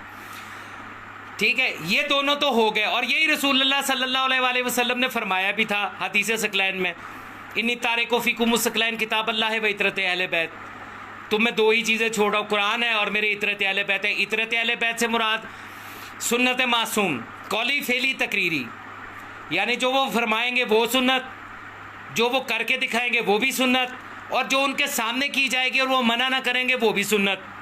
तो ये दो चीज़ें तो रसूलुल्लाह ने दी हमें, सुल्तान मौला मोहम्मद मुस्तफ़ा सल्लल्लाहु अलैहि वसल्लम ख़ातमुन नबिय्यीन ने। ये जो इजमा है ये कहाँ से लिया गया? क्योंकि इजमा का कॉन्सेप्ट जो है ये तो अहले सुन्नत का है। अबू हनीफा ने जिस इज्तिहाद की बाकायदा तौर पे बुनियाद रखी थी उसमें तीसरा मबना जो है वो इजमा को करार दिया गया, और इजमा का मतलब ये था कि जिस बात पे सारे मुफ्ती इकट्ठे हो जाएं या मुफ्तियों की अक्सरियत जिस पे इकट्ठी हो जाए वो इजमाए उलमा है। तो ये किस दलील के साथ लिया गया है? ऐसी कौन सी हदीस है कि जिसमें मासूम ने फरमाया हो कि जिस बात पर सारे उलमा इकट्ठे हो जाए या अक्सरियत इकट्ठी हो जाए तो उसे कबूल कर लो, वो हक है? कौन सी ऐसी हदीस है, कौन सा ऐसा कुरान है की आयत है जिसमें ये हुक्म दिया गया? और फिर अक्ल, अक्ल के मुताबिक जब आप फैसला करते हैं तो क्या वो जन नहीं है? और मैंने जन के बारे में आपको हदीस सुना दी। ठीक है, अब इलामा साहब ने वो बच्चे की मिसाल दे के, क्या आपने बच्चे को कह दिया कि इस चार दीवारी में खेलो, तो शरीयत ने चार दीवारी बना दी, हत्ता कि चार दीवारी है ही नहीं। शरीयत ने सिर्फ दो चीज़ें दी, कुरान और इतरत अहले बैत, कुरान और सुन्नत मासूमीन अलैहिस्सलाम, लेकिन ये फरमा रहे हैं कि चार दीवारी है जिसमें इजमा भी है और अकल भी है। बहरहाल सुने क्या फरमाते हैं। मैं खेलूं, आपने कहा खेलो, लेकिन इस चार दीवारी के अंदर खेलना, बाहर गए तो मैं सजा दूंगा। तो अब बच्चे को क्या करना चाहिए? बाहर जाने से परहेज करना चाहिए, लेकिन बच्चे के लिए ये जरूरी है कि इस गोशे में खेले उसमें न जाए, या वहां खेले यहाँ ना आए, नहीं, आपने तो उसे अलाउ किया है कि इस चार दीवारी में जहां जी जाए खेलो। इसी तरीके से शरीयत की जो चार दीवारी है, किताब, सुन्नत, इजमा, दलील अक्ल, इसमें मुस्तहिद किस मकाम पे बैठ जाएगी उसकी अपनी मर्जी, और ये है बुनियाद। ठीक है जी, इन्होंने वो बच्चे की मिसाल दे के कुरान, सुन्नत, इजमा और अकल, यानी ये इलामा साहब ये फरमा रहे हैं कि जो इख्तलाफात हैं फतवों के अंदर, तो उसमें उसकी वजह ये है कि ये चार कोने हैं, किसी को कोई मतलब समझ आ गया, किसी को कोई मतलब समझ आ गया। लेकिन क्या फरमाने मासूम, हदीस मासूम इलामा साहब की इस बात की तायीद करती है? आइए मैं आपको हदीस मासूम दिखाता हूँ। ये असूल काफ़ी है और मैं कोशिश करता हूँ कि इसको आपके सामने बिल्कुल वाज़े कर दूँ ताकि आप इसको पढ़ भी सकें। ये असूल काफ़ी है, जिल्द नंबर 1, किताब अकल व जहल, इसका 20वां बाब है, बाब बिस्तम, बिद्दत, राय और क़यास। यानी इस बाब में जो हदीसें हैं उनका ताल्लुक़ बिद्दत से है, राय से है और क़यास से है। अरबी में क़यास जो है उसके लिए जो लफ्ज़ इस्तेमाल होते हैं उसमें ज़न भी, और मैंने आपको कुरान हकीम की आयात दिखा दी कि परवरदिगार ये कह रहा है कि ज़न जो है वो हक से तुम्हें मुगनी नहीं करता। ये नहीं है कि तुम ज़न पे अमल करोगे तो तुम्हारे फ़राइज़ पूरे हो जाएंगे। अब ये जो बाब बिस्तम है, यानी 20वां बाब है, इसके ऊपर तवज्जो फरमाइएगा। इलामा साहब ने तो चार कोने बना दिए शरीयत के, और उसके अंदर खेलने की इजाज़त भी दे दी मुज्तहिद को, ठीक है। लेकिन इसके अंदर तवज्जो फरमाइएगा, हदीस नंबर 9 आपको दिखाना चाह रहा हूँ। یہ حدیث جو ہے یہاں عربی متن جو ہے وہ یہاں سے آپ دیکھ سکتے ہیں، علی بن ابراہیم سے لے کے یہ شروع ہوتی ہے اور ابھی بصیر تک جاتی ہے، ٹھیک ہے. حکیم محمد ابن حکیم جو ہے وہ اس کا راوی ہے. توجہ فرمائیے گا، یہاں پڑھیے گا. محمد ابن حکیم سے مروی ہے کہ میں نے امام موسیٰ کاظم علیہ السلام سے کہا کہ میں آپ پر فدا ہوں، ہم نے علم دین حاصل کیا اور آپ کی وجہ سے ہم دوسروں سے علم حاصل کرنے سے بے پرواہ ہو گئے. یعنی یہ جملہ بتا رہا ہے کہ اس نے جتنا بھی علم حاصل کیا ہے وہ امام سے حاصل کیا ہے، معصومین سے حاصل کیا ہے، ٹھیک ہے. لہٰذا اب اس کے بارے میں یہ نہیں کہا جا سکتا کہ اس نے کسی اور جگہ سے علم حاصل کیا اور ابو حنیفہ والا علم حاصل کر رکھا ہے، یا یہ اجتہاد جو کرے گا وہ ابو حنیفہ کے طریقے کا اجتہاد کرے گا.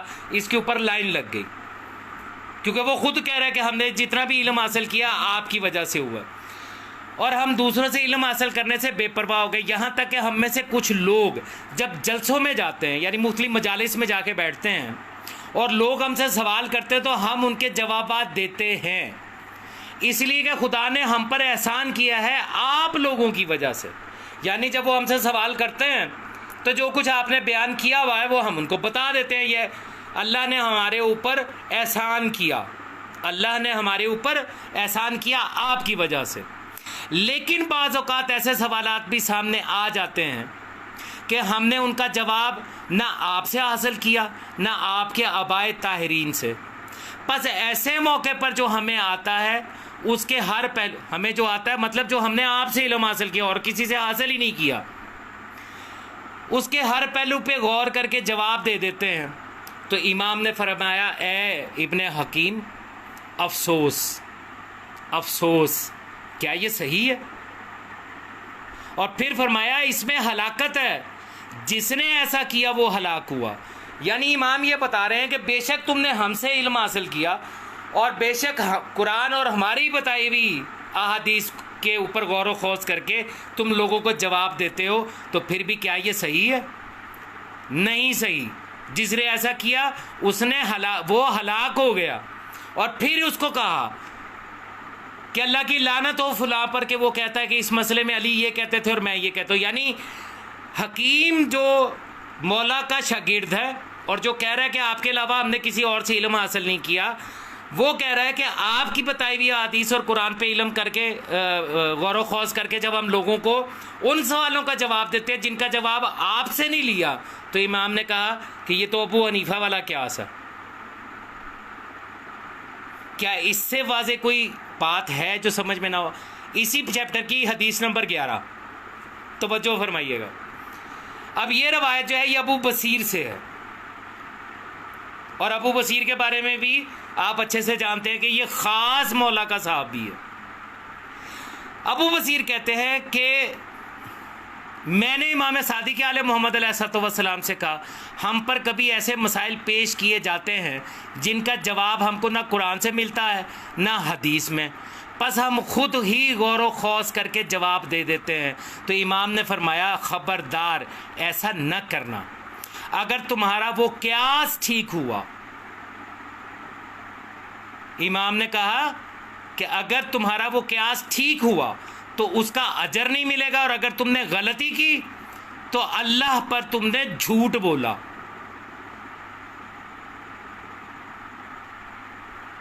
ٹھیک ہے، یہ بھی واضح ہو گیا. ابو بصیر کو بھی منع کر دیا. اب یہ 12 نمبر حدیث توجہ فرمائیے گا. رسول اللہ صلی اللہ علیہ وآلہ وسلم نے فرمایا ہر بدعت ضلالت ہے. میں نے آپ کو بتایا کہ یہ جو چیپٹر ہے یہ بدعت رائے اور قیاس میں ہے، اور اس میں یہ حدیث آ رہی ہیں. ہر بدعت ضلالت ہے، ہر بدعت.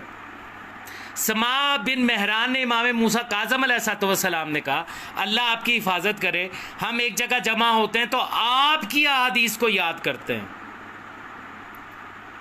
جو سوال ہم سے کیا جاتا ہے ہم اس کا جواب ان احادیث میں پا لیتے ہیں. یعنی ہمیں آپ کی وہ حدیث مل جاتی ہے جس میں اس سوال کا جواب ہوتا ہے جو ہمارے پاس لکھی ہوئی ہے، اور یہ وہ نعمت ہے جو اللہ نے آپ کے بدولت ہم کو دی ہے. لیکن بعض اوقات کوئی ہلکا سا مسئلہ ایسا بھی ہم سے پوچھا جاتا ہے جس کا جواب ان احادیث میں ہم کو نہیں ملتا اور ہم ایک دوسرے کو تکنے لگتے ہیں اور دلوں میں شبہات پیدا ہوتے ہیں. ہم اس وقت کسی اچھے قیاس سے کام لیتے ہیں. فرمایا قیاس سے تمہارا کیا تعلق؟ اسی قیاس کی بنیاد پر تو تم سے پہلے بہت سے لوگ ہلاک ہو گئے. پھر فرمایا، اب توجہ کیجئے گا، بڑے واضح جملے ہیں اس کے. پھر فرمایا جب تم سے ایسا سوال کیا جائے جس کا جواب تم کو معلوم ہے، یعنی ہماری حدیث معلوم ہے، تو اسے بیان کرو، اور اگر معلوم نہ ہو تو حضرت نے اپنے دہنے مبارک کی طرف اشارہ کر کے کہا کہ ہم سے پوچھا کرو. کیا یہ حدیث مبارک واضح طور پر اجتہاد کی نفی نہیں کر رہی؟ کیا واضح طور پہ کہہ نہیں دیا کہ جو سوال کا جواب تمہیں معلوم ہو، ہماری حدیث تمہارے پاس ہو تو وہ تو بیان کر دو، اور جب نہ ہو تو ہم سے آگے پوچھا کرو؟ لیکن یہ باتیں ہیں عقل والوں کے لیے. اب علامہ صاحب کے آگے بیان سنیے. اچھا، نمبر 2 بھی تھا اس میں کہ کیا تقلید سوالات پوچھنے کا نام ہے؟ تو تقلید صرف سوالات پوچھنے کا نام نہیں ہے، تقلید سوالات پوچھ کر عمل کرنے کا نام ہے. اسلام میں کوئی بھی چیز ہو جائے تک وہ بھی ناجائز، اور یہ ہر مسلمان کے لیے، مگر ہمارے یہاں فتوے میں بہت سی باتیں ایسی ہیں جن میں ایک کا فتویٰ جائز ہے اور ایک کا ناجائز. اس کا مطلب یہ ہوگا کہ ایک صحیح اور غلط، تو کیا ہم اس کی تقلید کر سکتے ہیں جو کہ غلط بات ہے؟ اچھا برادر عزیز، یہ سوال بھی بڑا معقول ہے کہ بھائی اس کی تقلید کیسے کرے کہ جو غلط بات کہے، لیکن آپ نے کیسے طے کر دیا کہ کس کی بات غلط ہے؟ اب یہ سوال پوچھا گیا کہ قبلہ صاحب، علامہ صاحب، ہمارے سامنے 2 فتوے آ گئے، ایک جو ہے کسی چیز کے صحیح اور ایک چیز جو ہے وہ کسی کو غلط کہہ رہا ہے. اب دونوں تو ہو نہیں سکتے، ٹھیک ہے، یعنی حلال اور حرام دونوں ایٹ اے ٹائم تو ہو نہیں سکتے، ٹھیک ہے. تو اس کا جواب اب علامہ صاحب کیسے گھما رہے ہیں، معذرت کے ساتھ میں لفظ اپنی اس پسندیدہ شخصیت کے لیے استعمال کر رہا ہوں، کیونکہ ظاہر ہے جو حق ہے وہ حق ہے، اور یہ نہیں دیکھا جاتا کہ پھر سامنے کون ہے. اس سوال کو گھما کیسے رہے ہیں، ذرا توجہ فرمائیے گا. ایسے اور ایک کا ناجائز، اس کا مطلب یہ ہوگا کہ ایک صحیح اور غلط، تو کیا ہم اس کی تقلید کر سکتے ہیں؟ وہ بھی ناجائز، اور یہ ہر مسلمان کے لیے، مگر سوال توجہ سے سننا ہے. سوال اس میں مجتہد کس مقام پہ بیٹھ جائے گی اس کی اپنی مرضی، اور یہ ہے بنیاد اختلاف فتاویٰ کی. اچھا، نمبر 2 بھی تھا اس میں کہ کیا تقلید سوالات پوچھنے کا نام ہے؟ تو تقلید صرف سوالات پوچھنے کا نام نہیں ہے، تقلید سوالات پوچھ کر عمل کرنے کا نام ہے. اسلام میں کوئی بھی چیز ہو یا جائز ہو یا ناجائز، اور یہ ہر مسلمان کے لیے، مگر ہمارے یہاں فتوے میں بہت سی باتیں ایسی ہیں جن میں ایک کا فتویٰ جائز ہے اور ایک کا ناجائز. اس کا مطلب یہ ہوگا کہ ایک صحیح اور غلط، تو کیا ہم اس کی تقلید کر سکتے ہیں جو کہ غلط بات ہے؟ اچھا برادر عزیز، یہ سوال بھی بڑا معقول ہے کہ بھائی اس کی تقلید کیسے کرے کہ جو غلط بات کہے، لیکن آپ نے کیسے طے کر دیا کہ کس کی بات غلط ہے؟ اور میں ابھی اسٹیبلش کر کے یہ گیا ہوں کہ بھائی اس 4 دیواری میں چاروں کونوں کے اوپر وہ لڑکا کھیل سکتا ہے. تو معصوم نے جب ایک فریم ورک دے دیا آپ کو کہ بھائی کتاب، سنت، اجماع اور دلیل عقل، اس کے اندر رہنا ہے، تو اگر اس فریم ورک سے باہر گیا تو غلط ہے، اور فریم ورک کے اندر ہے تو 2 کے خلاف کی بات کرنا. 25 مجتہد بھی اگر 25 باتیں کہیں تو سب کی سب صحیح ہے. میں نے یہاں پہ ایک مرتبہ پھر ویڈیو کو روکا. علامہ صاحب نے اس بات کا جواب یہ دیا ہے کہ اگر 25 مجتہدوں میں بھی اختلاف ہوگا تو وہ سب کا سب صحیح ہے. میں ایک مرتبہ پھر آپ کو زحمت دے رہا ہوں. مولا میر کائنات علیہ السلام کے نہج البلاغہ کے خطبہ نمبر 18 میں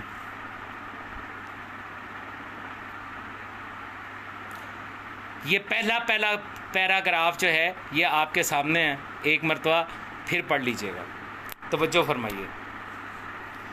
مولا میر کائنات علیہ السلام جو قابل مذمت قرار دے رہے ہیں، جس چیز کی مذمت کر رہے ہیں وہ کیا ہے؟ جب ان میں سے کسی ایک کے سامنے کوئی معاملہ فیصلے کے لیے پیش کیا جاتا ہے تو وہ اپنی رائے لگا دیتا ہے، پھر وہی مسئلہ دوسرے کے سامنے پیش ہوتا ہے تو وہ پہلے والے کے حکم کے خلاف حکم دیتا ہے، پھر یہ تمام کے تمام قاضی اپنے اس خلیفہ کے پاس جمع ہوتے ہیں جس نے انہیں قاضی بنا رکھا ہے، تو وہ سب کی رائےوں کو صحیح قرار دے دیتا ہے، سب کی رائےوں کو صحیح قرار دے دیتا، حالانکہ ان کا اللہ ایک، نبی ایک اور کتاب ایک. تو انہیں غور کرنا چاہیے کیا اللہ نے انہیں اختلاف کا حکم دیا اور یہ اختلاف کر کے اس کا حکم بجا لاتے ہیں. اب مجھے نہیں پتا آپ نے کس کی بات کو تسلیم کرنا ہے، آپ نے اللہ کی بات کو تسلیم کرنا ہے، معصوم کی بات کو تسلیم کرنا ہے، یا طالب جوہری صاحب کی اس بات کو تسلیم کرنا؟ مولانا نے تو آج سے 1400 سال پہلے بتا دیا کہ یہ لوگ کرتے کیا ہیں، دونوں کو صحیح قرار دے دیتے ہیں. اور آپ کے ساتھ اکثر ایسا ہوتا ہے، جو تقلیدی ہیں وہ جانتے ہیں اس بات کو کہ جب وہ کسی اختلافی فتوے میں سوال کرتے ہیں تو ان کو جواب دیا جاتا ہے آپ اپنے مرجع تقلید کے فتوے کے مطابق عمل کریں، سوال مت کریں کون صحیح ہے کون غلط. بھائی ایک صحیح کہہ رہا ہے ایک غلط کہہ رہا ہے، دونوں ٹھیک ہو نہیں سکتے ہیں، یا حلال ہے یا حرام ہے، یا جائز ہے یا ناجائز ہے. تو پتہ تو یہ کرنا ہے کہ کیا جائز ہے کیا حلال ہے، لیکن جواب کیا ملتا ہے؟ مرجع تقلید کے مطابق عمل کریں. جیسا کہ نہج البلاغہ کے خطبہ میں مولا فرما رہے ہیں کہ دونوں ٹھیک ہیں، یہی کہتے ہیں یہ مفتی آپس میں. آگے سنیے. اچھا، اور امام محمد باقر علیہ السلام یہ فرمایا تھا کہ علینا ان نلقی الیکم الاصول وعلیکم ان تفرعوا. ہمارا کام یہ ہے کہ ہم تمہیں اصول بتلائیں، یعنی اپنے آپ پبلک سے نہیں کہا، وہ اپنے شاگردوں سے کہا جو صحابہ کرام بیٹھے ہوئے ہیں. ہمارا کام ہے کہ ہم تمہیں اصول بتائیں. وعلیکم ان تفرعوا، اور تمہارا کام یہ ہے کہ تم اس میں سے نتیجے نکالو، اور نتیجے نکالنے کے بعد فتوے دو. تو یہ جو فتوے دینے کا عمل ہے تو کبھی دو آدمی ایک رائے پہ متفق نہیں ہوتے، لیکن اگر ایک آدمی کتاب و سنت کے خلاف بول رہا ہے تو معصوم کا جو فرمان علامہ صاحب نے کوڈ کیا ہے یہاں پہ کہ امام نے فرمایا کہ ہم نے تمہیں اصول بتا دیے، اب تم اس کی فرع کرو، اس کے نتائج نکالو اور فتوے دو. اچھا یہاں پہ معذرت کے ساتھ پھر خیانت ہو گئی.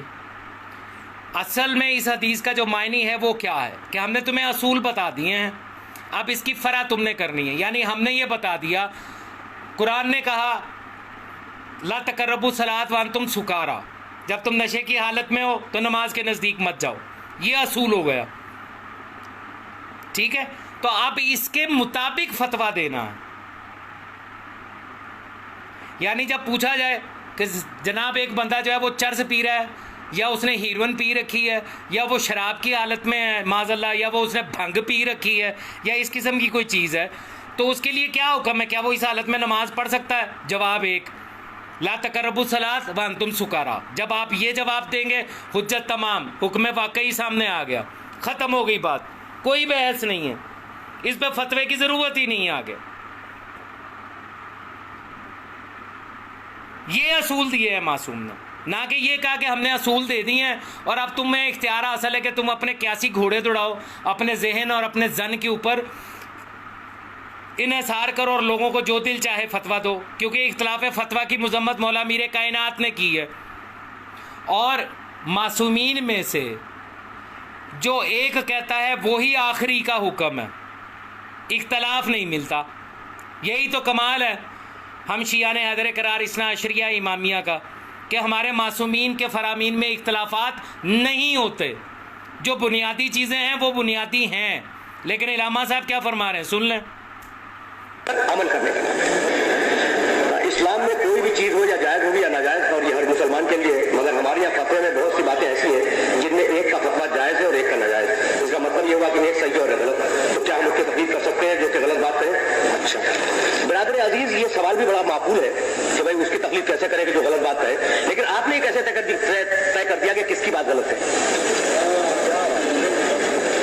اور میں ابھی اسٹیبلش کر کے یہ گیا ہوں کہ بھائی اس چار دیواری میں چاروں کونوں کے اوپر وہ لڑکا کھیل سکتا ہے. تو معصوم نے جب ایک فریم ورک دے دیا آپ کو کہ بھائی کتاب، سنت، اجماع اور دلیل عقل، اس اب مولا قبلہ صاحب فرما رہے ہیں علامہ صاحب کیا آپ نے کیسے طے کر لیا؟ اور بھائی ہم نے تقلید کرنے کی جو وجہ بتائی گئی وہ یہ ہے کہ تم نہیں فیصلہ کر سکتے صحیح کیا ہے غلط کیا ہے، اس لیے تم تقلید کرو، مجھے تمہیں بتائے گا کہ صحیح کیا ہے غلط کیا ہے.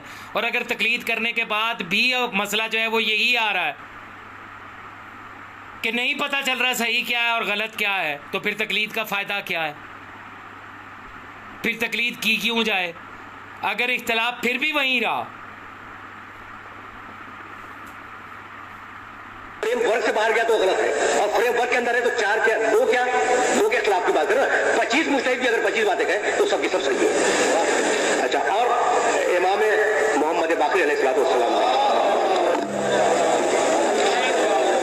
یہ فرمایا تھا کہ علینا ان نلقی الیکم الاصول وعلیکم ان تفرعوا. ہمارا کام یہ ہے کہ اصول بتلائیں. یعنی اپنے آپ پبلک سے نہیں کہا, وہ اپنے شاگردوں سے کہا جو صحابہ کرام بیٹھے ہوئے تھے, ہمارا کام ہے کہ ہم تمہیں اصول بتائیں. وعلیکم ان تفرعوا, اور تمہارا کام یہ ہے کہ تم اس میں سے.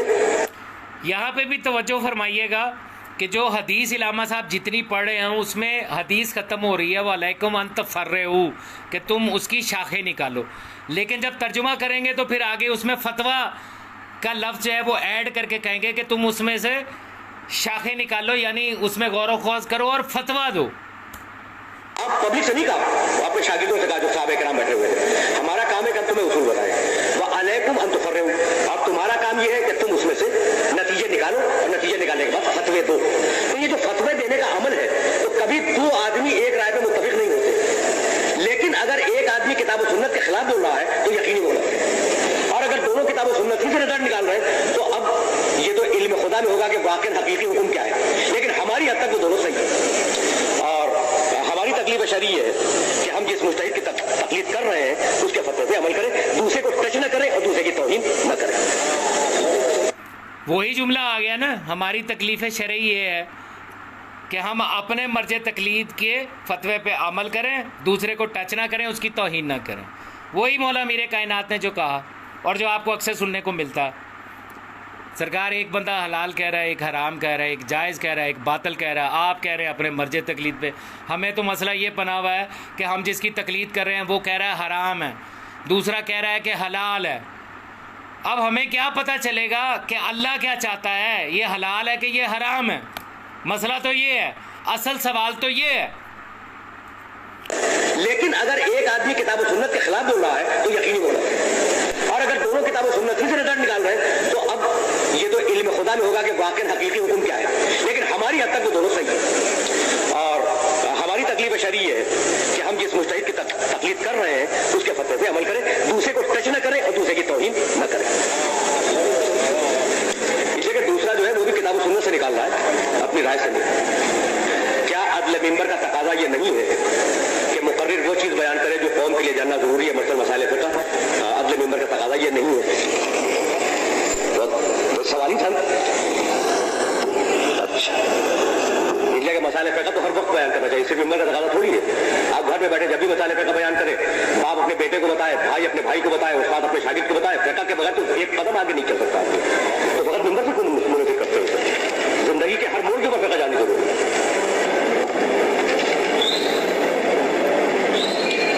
خدا نے آخری امام کو غیبت کے پردے میں چھپا کر تقلید وغیرہ کے مسئلے سے ہمیں کیوں دوچار کیا؟ آپ دیگر 11 اماموں کی طرح ہم بھی ڈائریکٹ امام کے اطاعت میں رہتے, نہ کہ مجتہد تقلید میں. بات تو بڑی معقول ہے. ہمارے یہاں ایک گروہ ہے جو تقلید وغیرہ مانتا ہی نہیں. وہ کہتے ہیں کہ قرآن خود پڑھو, خود سمجھو اور عمل کرو. ان کے بارے میں کیا حکم ہے؟ کیا اردو میں کوئی ایسی جامع کتاب ہے جو مجتہد کے فتویٰ کے اختلافات اور دیگر باتوں کے بارے میں تفصیل سے آگاہ کر سکے؟ نام بتا سکے. تو برادر عزیز, اردو میں تو کوئی جامع کتاب خود فقہ پہ نہیں ہے, تو فتوے کے اختلافات پہ کیا ہوگی؟ یہ ہماری بدقسمتی ہے کہ ہماری زبان میں ایسی کوئی کتاب نہیں ہے. اور اختلاف فتاویٰ بڑے اونچے درجے کی کتابوں میں, جیسے جواہر الکلام ہے, ہدایت الناظرہ ہے, جو ہماری فقہ کی 40 سے 50 جلدوں کی کتابیں, یہ ان کے اندر ہے. تو اردو میں ایسی کوئی کتاب موجود نہیں ہے. دوسرا سوال یہ ہے کہ ہمارے یہاں ایک گروہ ہے جو تقلید وغیرہ کو مانتا ہی نہیں. وہ کہتے ہیں کہ قرآن خود پڑھو, قرآن خود سمجھو اور عمل کرو. کیا کہنا ہے؟ قرآن واقعی خود پڑھنا چاہیے, خود سمجھنا چاہیے, عمل بھی کرنا چاہیے. لیکن جیسا کہ میں کہہ رہا تھا آپ سے کہ بھائی کتے کی نجاست کہاں سے معلوم کرے قرآن میں, اور جب نجاست نہیں ملی تو گلے لگا کے بیٹھ جائیے. تو آپ مجبور ہیں کہ قرآن کو اس کے صحیح مفسر سے لیں, اور قرآن کے صحیح مفسر تک اگر آپ کی ڈائریکٹ رسائی ہو گئی, یعنی آپ راوی حدیث ہو گئے, تو آپ خود مجتہد ہو گئے, تو مجتہد سے تقلید حرام ہے. اور اگر نہیں ہوئے تو آپ مجبور ہیں اسے سوال کرنے پر, سوال کر لیا تو آپ مقلد ہو گئے. تو تیسری کوئی قسم نہیں ہے, تیسری کوئی قسم نہیں ہے. یعنی اگر آپ ڈائریکٹ قرآن کو سمجھ سکتے ہیں, یہ ترجمہ پڑھ کے نہیں, ترجمے تو ہر مترجم نے اپنی اسٹائل سے ترجمہ کیا ہے. اگر آپ میں اتنی اہلیت ہے کہ ڈائریکٹ قرآن کو سمجھ سکتے ہیں تو کیا کہنا ہے؟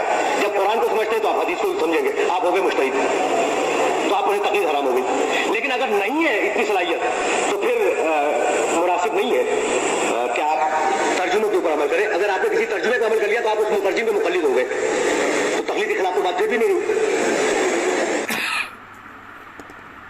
لے جی, یہ ویڈیو تو ہوگی مکمل. آپ نے کسی سے سوال کر لیا تو آپ اس کے مقلد ہو گئے. صحیح فرما رہے ہیں علامہ صاحب. کیونکہ ظاہر ہے یہی وہ بات ہے کہ جو سارے کرتے ہیں. میں نے عرض کیا نا کہ یہ میری پسندیدہ شخصیات میں سے ایک شخصیت ہے، اور اس لیے ان کے لیے میرا لب و لہجہ، میرا الفاظ کا چناؤ، میری گفتگو کا انداز آپ نے نوٹ کیا ہوگا. دوسریوں کے لیے جو ایجنٹ بن کے بیٹھے ہوئے ان کے لیے لہجہ اور ہوتا ہے، ان کے لیے اور ہے. علامہ صاحب نے جو کچھ فرمایا اس کے بارے میں نے آپ کو قرآن اور حدیث معصوم پیش کر دی، دکھا دی. شخصیت پرستی نہیں ہے دین میں، شخصیت پرستی صرف اور صرف معصوم کی ہے، ہادیان برحق کی ہے. وہ جو کہیں امن نہ صدقنا، وہ جو کریں امن نہ صدقنا، وہ جو کر کے دکھا دیں امن نہ صدقنا، سمعنا واطعنا. بشر کوئی بھی ہو، کتنا ہی بڑا عالم اور فاضل کیوں نہ ہو. دیکھیں ایک بات میری ہمیشہ یاد رکھیے گا، یہ جو دنیا ہے نا، اس دنیا میں جو شخص رہتا ہے، جس معاشرے میں رہتا ہے، اور اس کے وہ رشتے جو اس کے قریبی رشتے ہیں، وہ انسان کو مجبور کر دیتے ہیں بعض اوقات کچھ معاملوں کے اندر کہ وہ حق بیانی سے رک جاتا. اور آپ کی زندگی میں ایسے بہت سارے مواقع آتے ہیں. جس دور میں جوہری صاحب نے یہ گفتگو فرمائی تھی وہ دور عروج کا دور تھا، یعنی جہاں پر بڑی تیزی کے ساتھ مرجعیت کو پاکستان میں رائج کرنے کی کوشش کی جا رہی تھی. جو میرے ہم عمر ہے، آئی ایم اباؤٹ 54 ناؤ، 54 سال ایج ہے میری. جو میری عمر کے ہیں یا میرے سے تھوڑے سے زیادہ عمر کے ہیں وہ بہت اچھے طریقے سے جانتے ہیں کہ جب ہم بچپنے میں یا لڑکپن میں تھے یا جب ہم جوانی کی طرف جا رہے تھے تو یہ تقلید وغیرہ کو کوئی اہمیت حاصل نہیں تھی، جانتے ہی نہیں تھے، پتہ ہی نہیں تھا. اب تو کہا جاتا ہے نا کہ اگر آپ نے تقلید نہیں کی تو آپ کے اعمال صحیحہ باطل ہو جاتے ہیں، آپ کی نماز غلط، آپ کا روزہ غلط اگر آپ مقلد نہیں ہیں. یعنی معصوم فرماتے ہیں کہ اگر تم نے ہماری ولایت کا اقرار نہیں کیا تو تمہارے اعمال صحیحہ باطل ہیں، تمہارے نماز روزہ باطل ہیں. معصوم کا فرمان یہ ہے. آج کیا سننے کو ملتا ہے کہ اگر آپ نے تقلید نہیں کی تو آپ کی نماز بھی باطل، روزہ بھی باطل. تو ہمارے دور میں، ہماری جوانی کے ایام میں یہ تقلید نام کی کوئی چیز نہیں تھی. ایک نام سننے کو ملتا تھا اس زمانے میں، 70s 80s کی بات کر رہا ہوں، ٹھیک ہے. اس زمانے میں ایک نام سننے کو ملتا تھا، خوئی کا، کہ جی اس وقت وہ مرجع تقلید ہے. اور ہم سے کہا جاتا تھا آپ تقلید کر لیں. میں نے کہا یار یہ تقلید کرنی کیوں ہے؟ انہوں نے کہا جی آپ کو کوئی بھی مذہبی معاملہ ہو، کوئی دینی معاملہ ہو، آپ سوال پوچھ سکتے ہیں. تو میں اس وقت بھی یہ پوچھا کرتا تھا یار سوال پوچھنے کرنے کے لیے تقلید کرنے کی کیا ضرورت ہے؟ اب علامہ صاحب نے اپنی گفتگو کے آخر میں بتایا کہ آپ نے اگر سوال کر لیا تو آپ مقلد ہو گئے. فرض کیجئے آپ ایک نائی کے پاس جاتے ہیں بال کٹوانے کے لیے یا جو کچھ بھی وہاں پہ ہوتا اس کے لیے. آج کل تو ماشاءاللہ سکن پالش وغیرہ مرد بھی باقاعدہ میک اپ بھی کروا رہے ہیں، ٹھیک ہے. بہرحال وہاں چلے گئے، آپ نے اس سے سوال کر لیا کہ یار یہ جو کریم تم میرے منہ پہ لگا رہے ہو شیو کرنے کے لیے یا خط کرنے کے لیے، یہ کیوں لگا رہے ہو؟ اس نے جواب دیا کہ یہ اس لیے لگاتے ہیں تاکہ ایک تو سکن جو ہے وہ آپ کی جلد جو ہے وہ تھوڑی سی نرم ہو جائے، دوسرا بال جو ہیں وہ نرم ہو جاتے ہیں، اور اس کے بعد جب اس کے اوپر ہم اس طرح کے ساتھ اس کو خط بناتے ہیں تو جلد کو تکلیف نہیں ہوتی. روکھی جلد پہ کریں گے تو تکلیف ہوگی. آپ نے سوال کیا، نائی نے جواب دے دیا، مقلد ہو گئے. مکینک کے پاس چلے گئے گاڑی لے کے، گاڑی خراب ہو گئی ہے، چلے گئے مکینک سے جا کے کہا یار یہ بند ہو گئی، یہ پتہ نہیں کیا ہوا، یہ چل نہیں رہی. اس نے ادھر ادھر تھوڑا سا دیکھا، آپ نے اس سے پوچھا کیا ہوا ہے اسے؟ اس نے کہا جی کہ وہ جو لفٹی پمپ ہے وہ کام نہیں کر رہا. آپ نے سوال پوچھا، اس نے جواب دے دیا، مقلد ہو گئے. کیا سوال پوچھ لینا مقلد ہونے کی دلیل ہے؟ کیا آپ کی عقل اس بات کو تسلیم کرتی؟ مجھے معلوم ہے کہ میرا آج کا یہ سیشن جو ہے طویل ہو گیا اچھا خاصا، لیکن ایک ہی نشست میں اس کا اوپر مکمل بات کرنا میری مجبوری تھی. اور میری قوم ماشاءاللہ وہ ہے کہ اگر کوئی فلم دیکھنا چاہے تو 3 گھنٹے کی نہیں 4 گھنٹے کی فلم جو ہے وہ بڑے سکون سے بیٹھ کے دیکھتی ہے. اگر کوئی ڈرامہ سیریل پسند ہے تو اس کی 6 قسطیں ایک ہی نشست میں بیٹھ کے دیکھنے کا حوصلہ رکھتی ہے, چاہے وہ 3 گھنٹے پہ یا 4 گھنٹے پہ محیط ہوں. لیکن جب بات دین کی آتی ہے تو آدھا گھنٹہ گزارنا مشکل ہو جاتا ہے. لیکن میری گزارش ہے وقت نکال کے وہ علم ضرور حاصل کریں جو آپ پر حاصل کرنا فرض کیا گیا. جو علوم آپ دنیاوی طور پہ حاصل کر رہے ہیں وہ آپ کے دنیا میں زندگی گزارنے کے لیے, بہتر زندگی گزارنے کے لیے, معاشی طور پر وہ فائدہ مند ہے.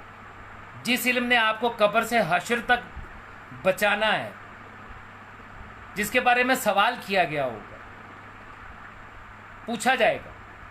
معصوم کا فرمان ہے نا, علم حاصل کرو ماں کی گود سے قبر تک. معصوم نے کہا نا کہ علم کا حاصل کرنا ہر مرد و زن پر واجب ہے. تو جو چیز واجب قرار دی گئی, تو نماز اگر واجب ہے تو اس کا سوال ہوگا علم کیوں حاصل نہیں کیا, اس کا سوال نہیں ہوگا. کیا وہاں یہ کہہ دینا کافی ہوگا کہ میرے پاس وقت نہیں تھا, صبح سے شام تک نوکری ہوتی تھی, 2 نوکریاں کرتا تھا, اتنا وقت نہیں تھا کہ خود بیٹھ کے پڑھتا, خود بیٹھ کے سیکھتا, اب میری جگہ پہ یہ میرے مرجع تقلید آ رہے ہیں, یہ آپ کو جواب دیں گے. اگر مرجع تقلید آپ کی جگہ جواب دیتے, قرآن حکیم کی میں آیات کئی مرتبہ دکھا چکا ہوں, 1 سے زائد جگہوں پہ آیت ہے کہ کوئی کسی کا بوجھ روز محشر نہیں اٹھائے گا. اگر آپ کا مرجع تقلید آپ کا بوجھ اٹھا سکتا ہوتا تو جب آپ اپنے مردے کو قبر میں لٹا کے اس کے دونوں شانے پکڑ کے اور اس کو ہلا کے کہتے ہیں نا اسما افہم, تو اس میں پھر امام یاد کروانے کی ضرورت ہی نہیں تھی. وہاں پہ صرف اتنا ہی کافی ہے, اسما افہم, سن اور سمجھ. تو نے زندگی فلاں مجتہد کی تقلید میں گزاری ہے, اب پریشان نہ ہونا, تیری جگہ وہ آئے گا بھی تیری جگہ جواب دینے کے لیے, یہاں پہ بھی اور روز محشر بھی.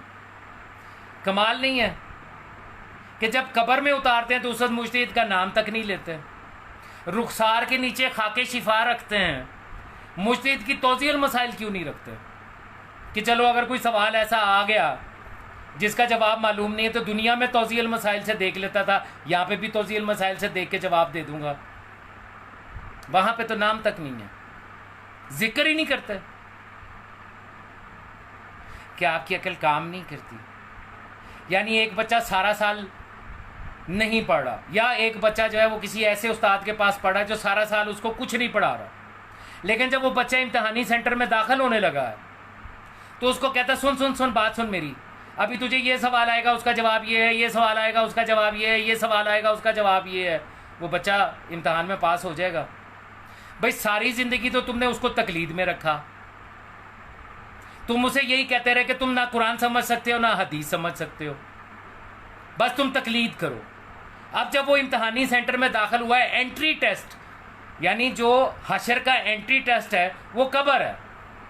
پہلے بنیادی سوالوں کے اوپر طے ہوگا کہ روز محشر آپ کے ساتھ آگے کیا ہونا, آپ نے کس گروہ کے ساتھ جانا ہے, کیونکہ قرآن کہہ رہا نا کہ روز محشر یوم ندعو کل اناس بامامہم, اس دن ہم ہر شخص کو اس کے امام کے ساتھ بلائیں گے. کیوں بلائیں گے امام کے ساتھ؟ کوثر جبین مولا میر کائنات علی علیہ السلام علیہ.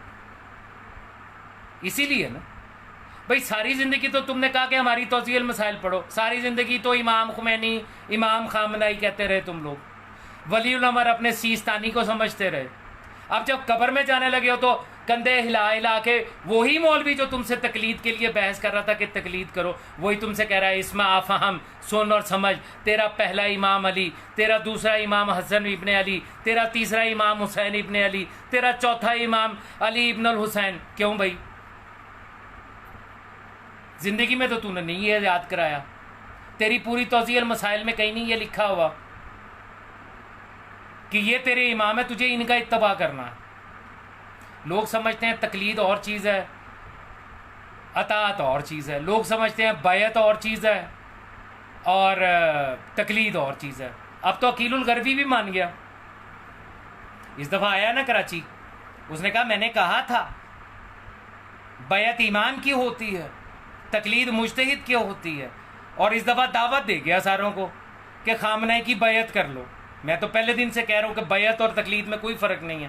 اور بھائی جس کی بیعت کرتے ہو اس کے کہنے پہ عمل کرتے ہو نا. جو کسی پیر کی بیعت میں ہے، پیر صاحب نے کہہ دیا اوئے تو اے کم نہیں کرنا، مرید رک گیا. پیر صاحب نے کہہ دیا اوئے بات سن، تو جائیے فلاں کام کر، تجھے اجازت ہے. پیر مرید صاحب نے شروع کر دیا. اور تقلید کیا ہے؟ اور مقلد کیا کرتا ہے؟ میرے مجتہد کا فتویٰ ہے زنجیر زنی حرام ہے، میں تو یہی مانوں گا. میرے مجتہد کا فتویٰ ہے مور کھانا حلال ہے، میں تو یہی مانوں گا. کیا فرق ہے بیعت میں اور تقلید میں؟ کوئی فرق نہیں ہے، صرف دھوکہ ہے. جس کی بیعت ہوتی ہے، تقلید اتباع اطاعت اسی کی ہوتی ہے. یہ نہیں ہوتا کہ میں یہ کہوں کہ میں امام زمانہ علیہ الصلوۃ والسلام کی بیعت میں ہوں اور تقلید کر رہا ہوں میں کسی اور کی. جس کی بیعت میں ہوں، جس کی تقلید میں ہوں، اسی کے حکم پر عمل کرنا. سمجھیے خدا کا نام ہے ان باتوں کو، سمجھیے، جہالت کے دور سے باہر نکلیے. قبر اور حشر میں کوئی آپ کے کام نہیں آئے گا. میں آپ کے سامنے جو اتنی دیر گفتگو کرتا ہوں، آپ کے سامنے احادیث رکھتا ہوں، قرآن کی آیات لے کے آتا ہوں، ان کا پوسٹ مارٹم کرتا ہوں، جانتے ہیں کیوں کرتا ہوں؟ دو وجوہات ہیں. ایک تو میں ان مقلدین اور اجتہاد اور تقلید کے نظام سے خود کو الگ کرتا ہوں، اپنا دھڑا بتاتا ہوں کہ میں ان میں شامل نہیں، کیونکہ سب سے زیادہ اہم ہے. وہ ایک حضرت ابراہیم کو آگ میں پھینکا گیا نا، تو ایک چڑیا تھی، وہ اپنی چونچ میں پانی لیتی تھی، آگ پہ میلوں پھیلی ہوئی آگ، وہ چونچ میں پانی لیتی تھی اور پھینکتی تھی. کسی نے کہا کہ اس سے آگ بجھ جائے گی، اس نے کہا بجھے نہ بجھے، کل کو تاریخ لکھے گی کہ میں ابراہیم کو آگ میں پھینکنے والوں کے ساتھ نہیں تھی، بلکہ ابراہیم کے لیے آگ بجھانے والوں میں سے تھی.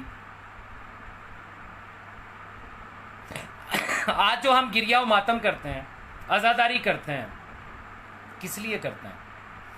کہ ہم دنیا کو گواہ بناتے ہیں کہ ہم یزید کے گروہ کے نہیں ہیں، ہم حسین ابن علی علیہ الصلوۃ والسلام کے گروہ ہیں. یہ جو ہم ماتم کرتے ہیں، زنجیر زنی، کما زنی، مجلس آزاد، جلوس آزاد، سبیلے، لنگر، نیاز، مولا کو اس کا کیا فائدہ ہے؟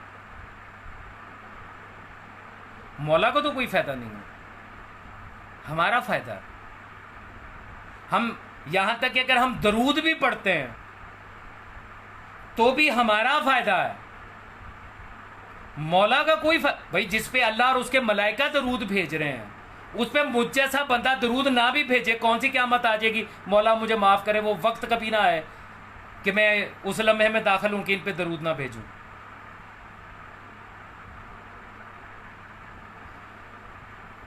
میرا آپ سے صرف ایک ہی مدعا ہے، صرف ایک ہی گزارش. ہاں میں بتا رہا تھا کہ میں یہ کیوں کرتا ہوں. ایک تو گروہ واضح کرتا ہوں، دوسرا آپ لوگوں پہ حجت تمام کرتا ہوں، تاکہ کل کو جب میرے وارث زمانہ، میرے امام سرکار بقیت اللہ فی العالمین اجل اللہ تعالیٰ فرجہ شریف تشریف لے کے آئیں اور سارے ان کی بارگاہ میں پیش ہوں، تو میں یہ کہہ سکوں کہ مولا ان سے پوچھیں میں نے ان کے سامنے یہ بات کہی تھی کہ نہیں کہی تھی، میں نے قرآن دکھایا تھا کہ نہیں دکھایا تھا، میں نے حدیث دکھائی تھی کہ نہیں دکھائی تھی. ماننا نہ ماننا ان کی مرضی، وما لنا الا البلاغ المبین. نمبر 2، یاد رکھیے گا جب میں آپ کے سامنے کوئی حدیث یا قرآن کی آیت بیان کرتا ہوں اور آپ اس کو تسلیم کرتے ہیں تو میری تقلید نہیں ہوتی، آپ اس آیت اور حدیث کا اتباع کر رہے ہیں، اس کی اطاعت کر رہے ہیں.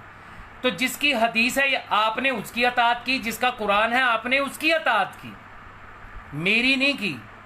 میری تو تب ہوگی جب میں اپنے پاس سے کوئی بات آپ کو کہوں.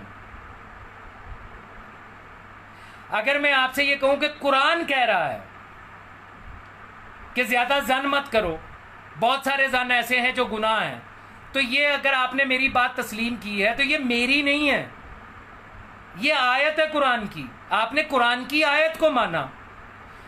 یہی وجہ ہے کہ امام زمانہ علیہ الصلوۃ والسلام نے، وہ جو علامہ صاحب نے، طالب جوہری صاحب نے بھی کوڈ کی، فرجعوا فیہا الی رواۃ حدیثنا، ہمارے حدیث کے راویوں سے رجوع کرو. کیوں کہا؟ کہ جب وہ تم سے رجوع کرو گے اور وہ ہماری حدیث بیان کریں گے تو تم نے ہماری حدیث کو قبول کیا، اس پر عمل کیا، تو تم نے ہماری اطاعت کی، نہ کہ بیان کرنے والے کی تقلید کی.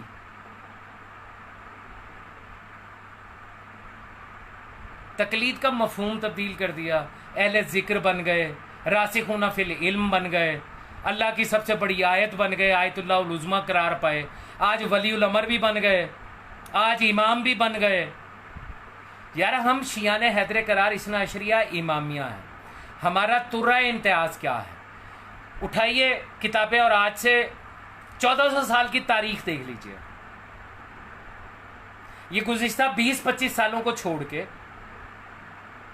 1400 سال کی تاریخ دیکھ لیجئے۔ شیعہ قوم نے کبھی کسی کو امام نہیں کہا تھا، نماز پڑھانے والے کو بھی پیش نماز کہتی تھی۔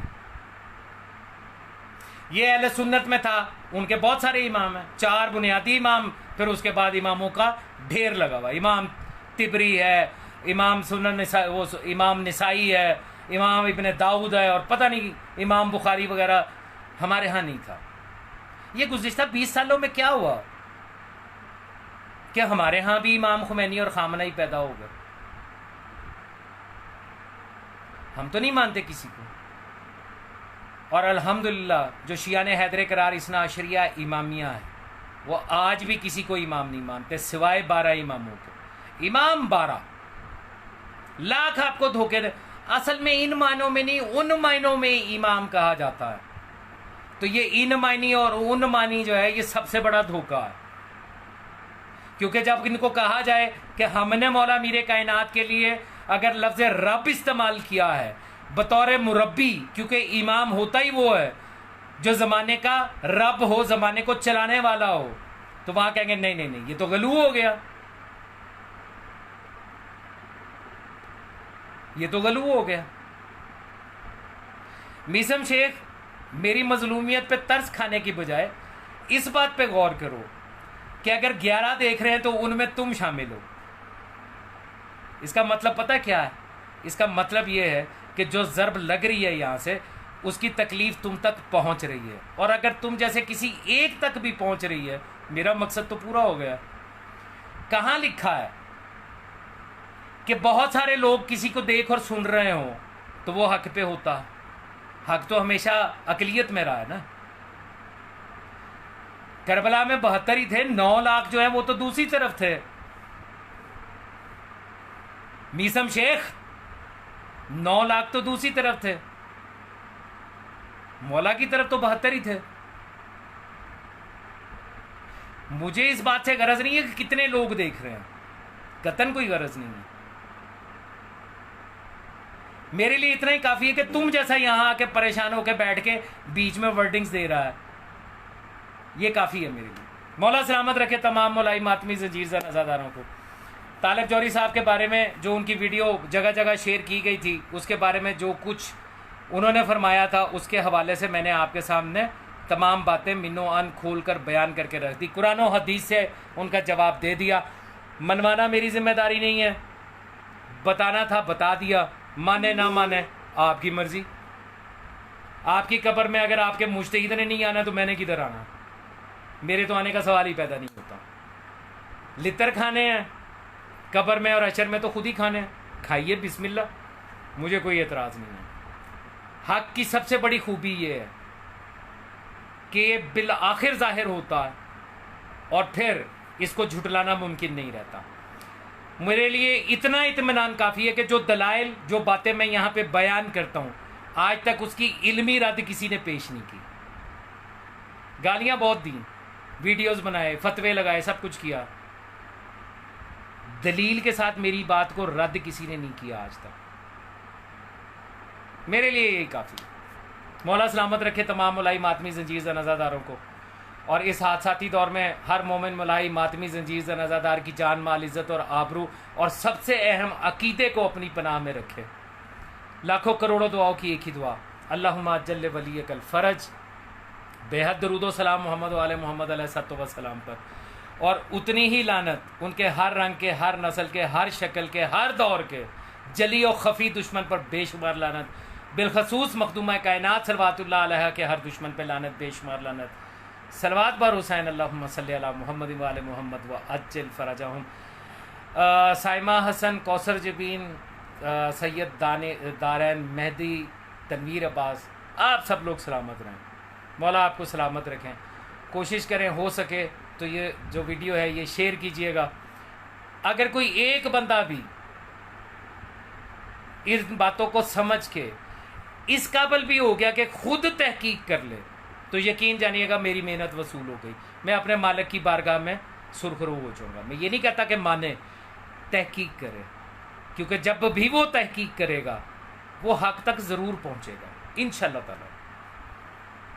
یا علی علیہ السلام.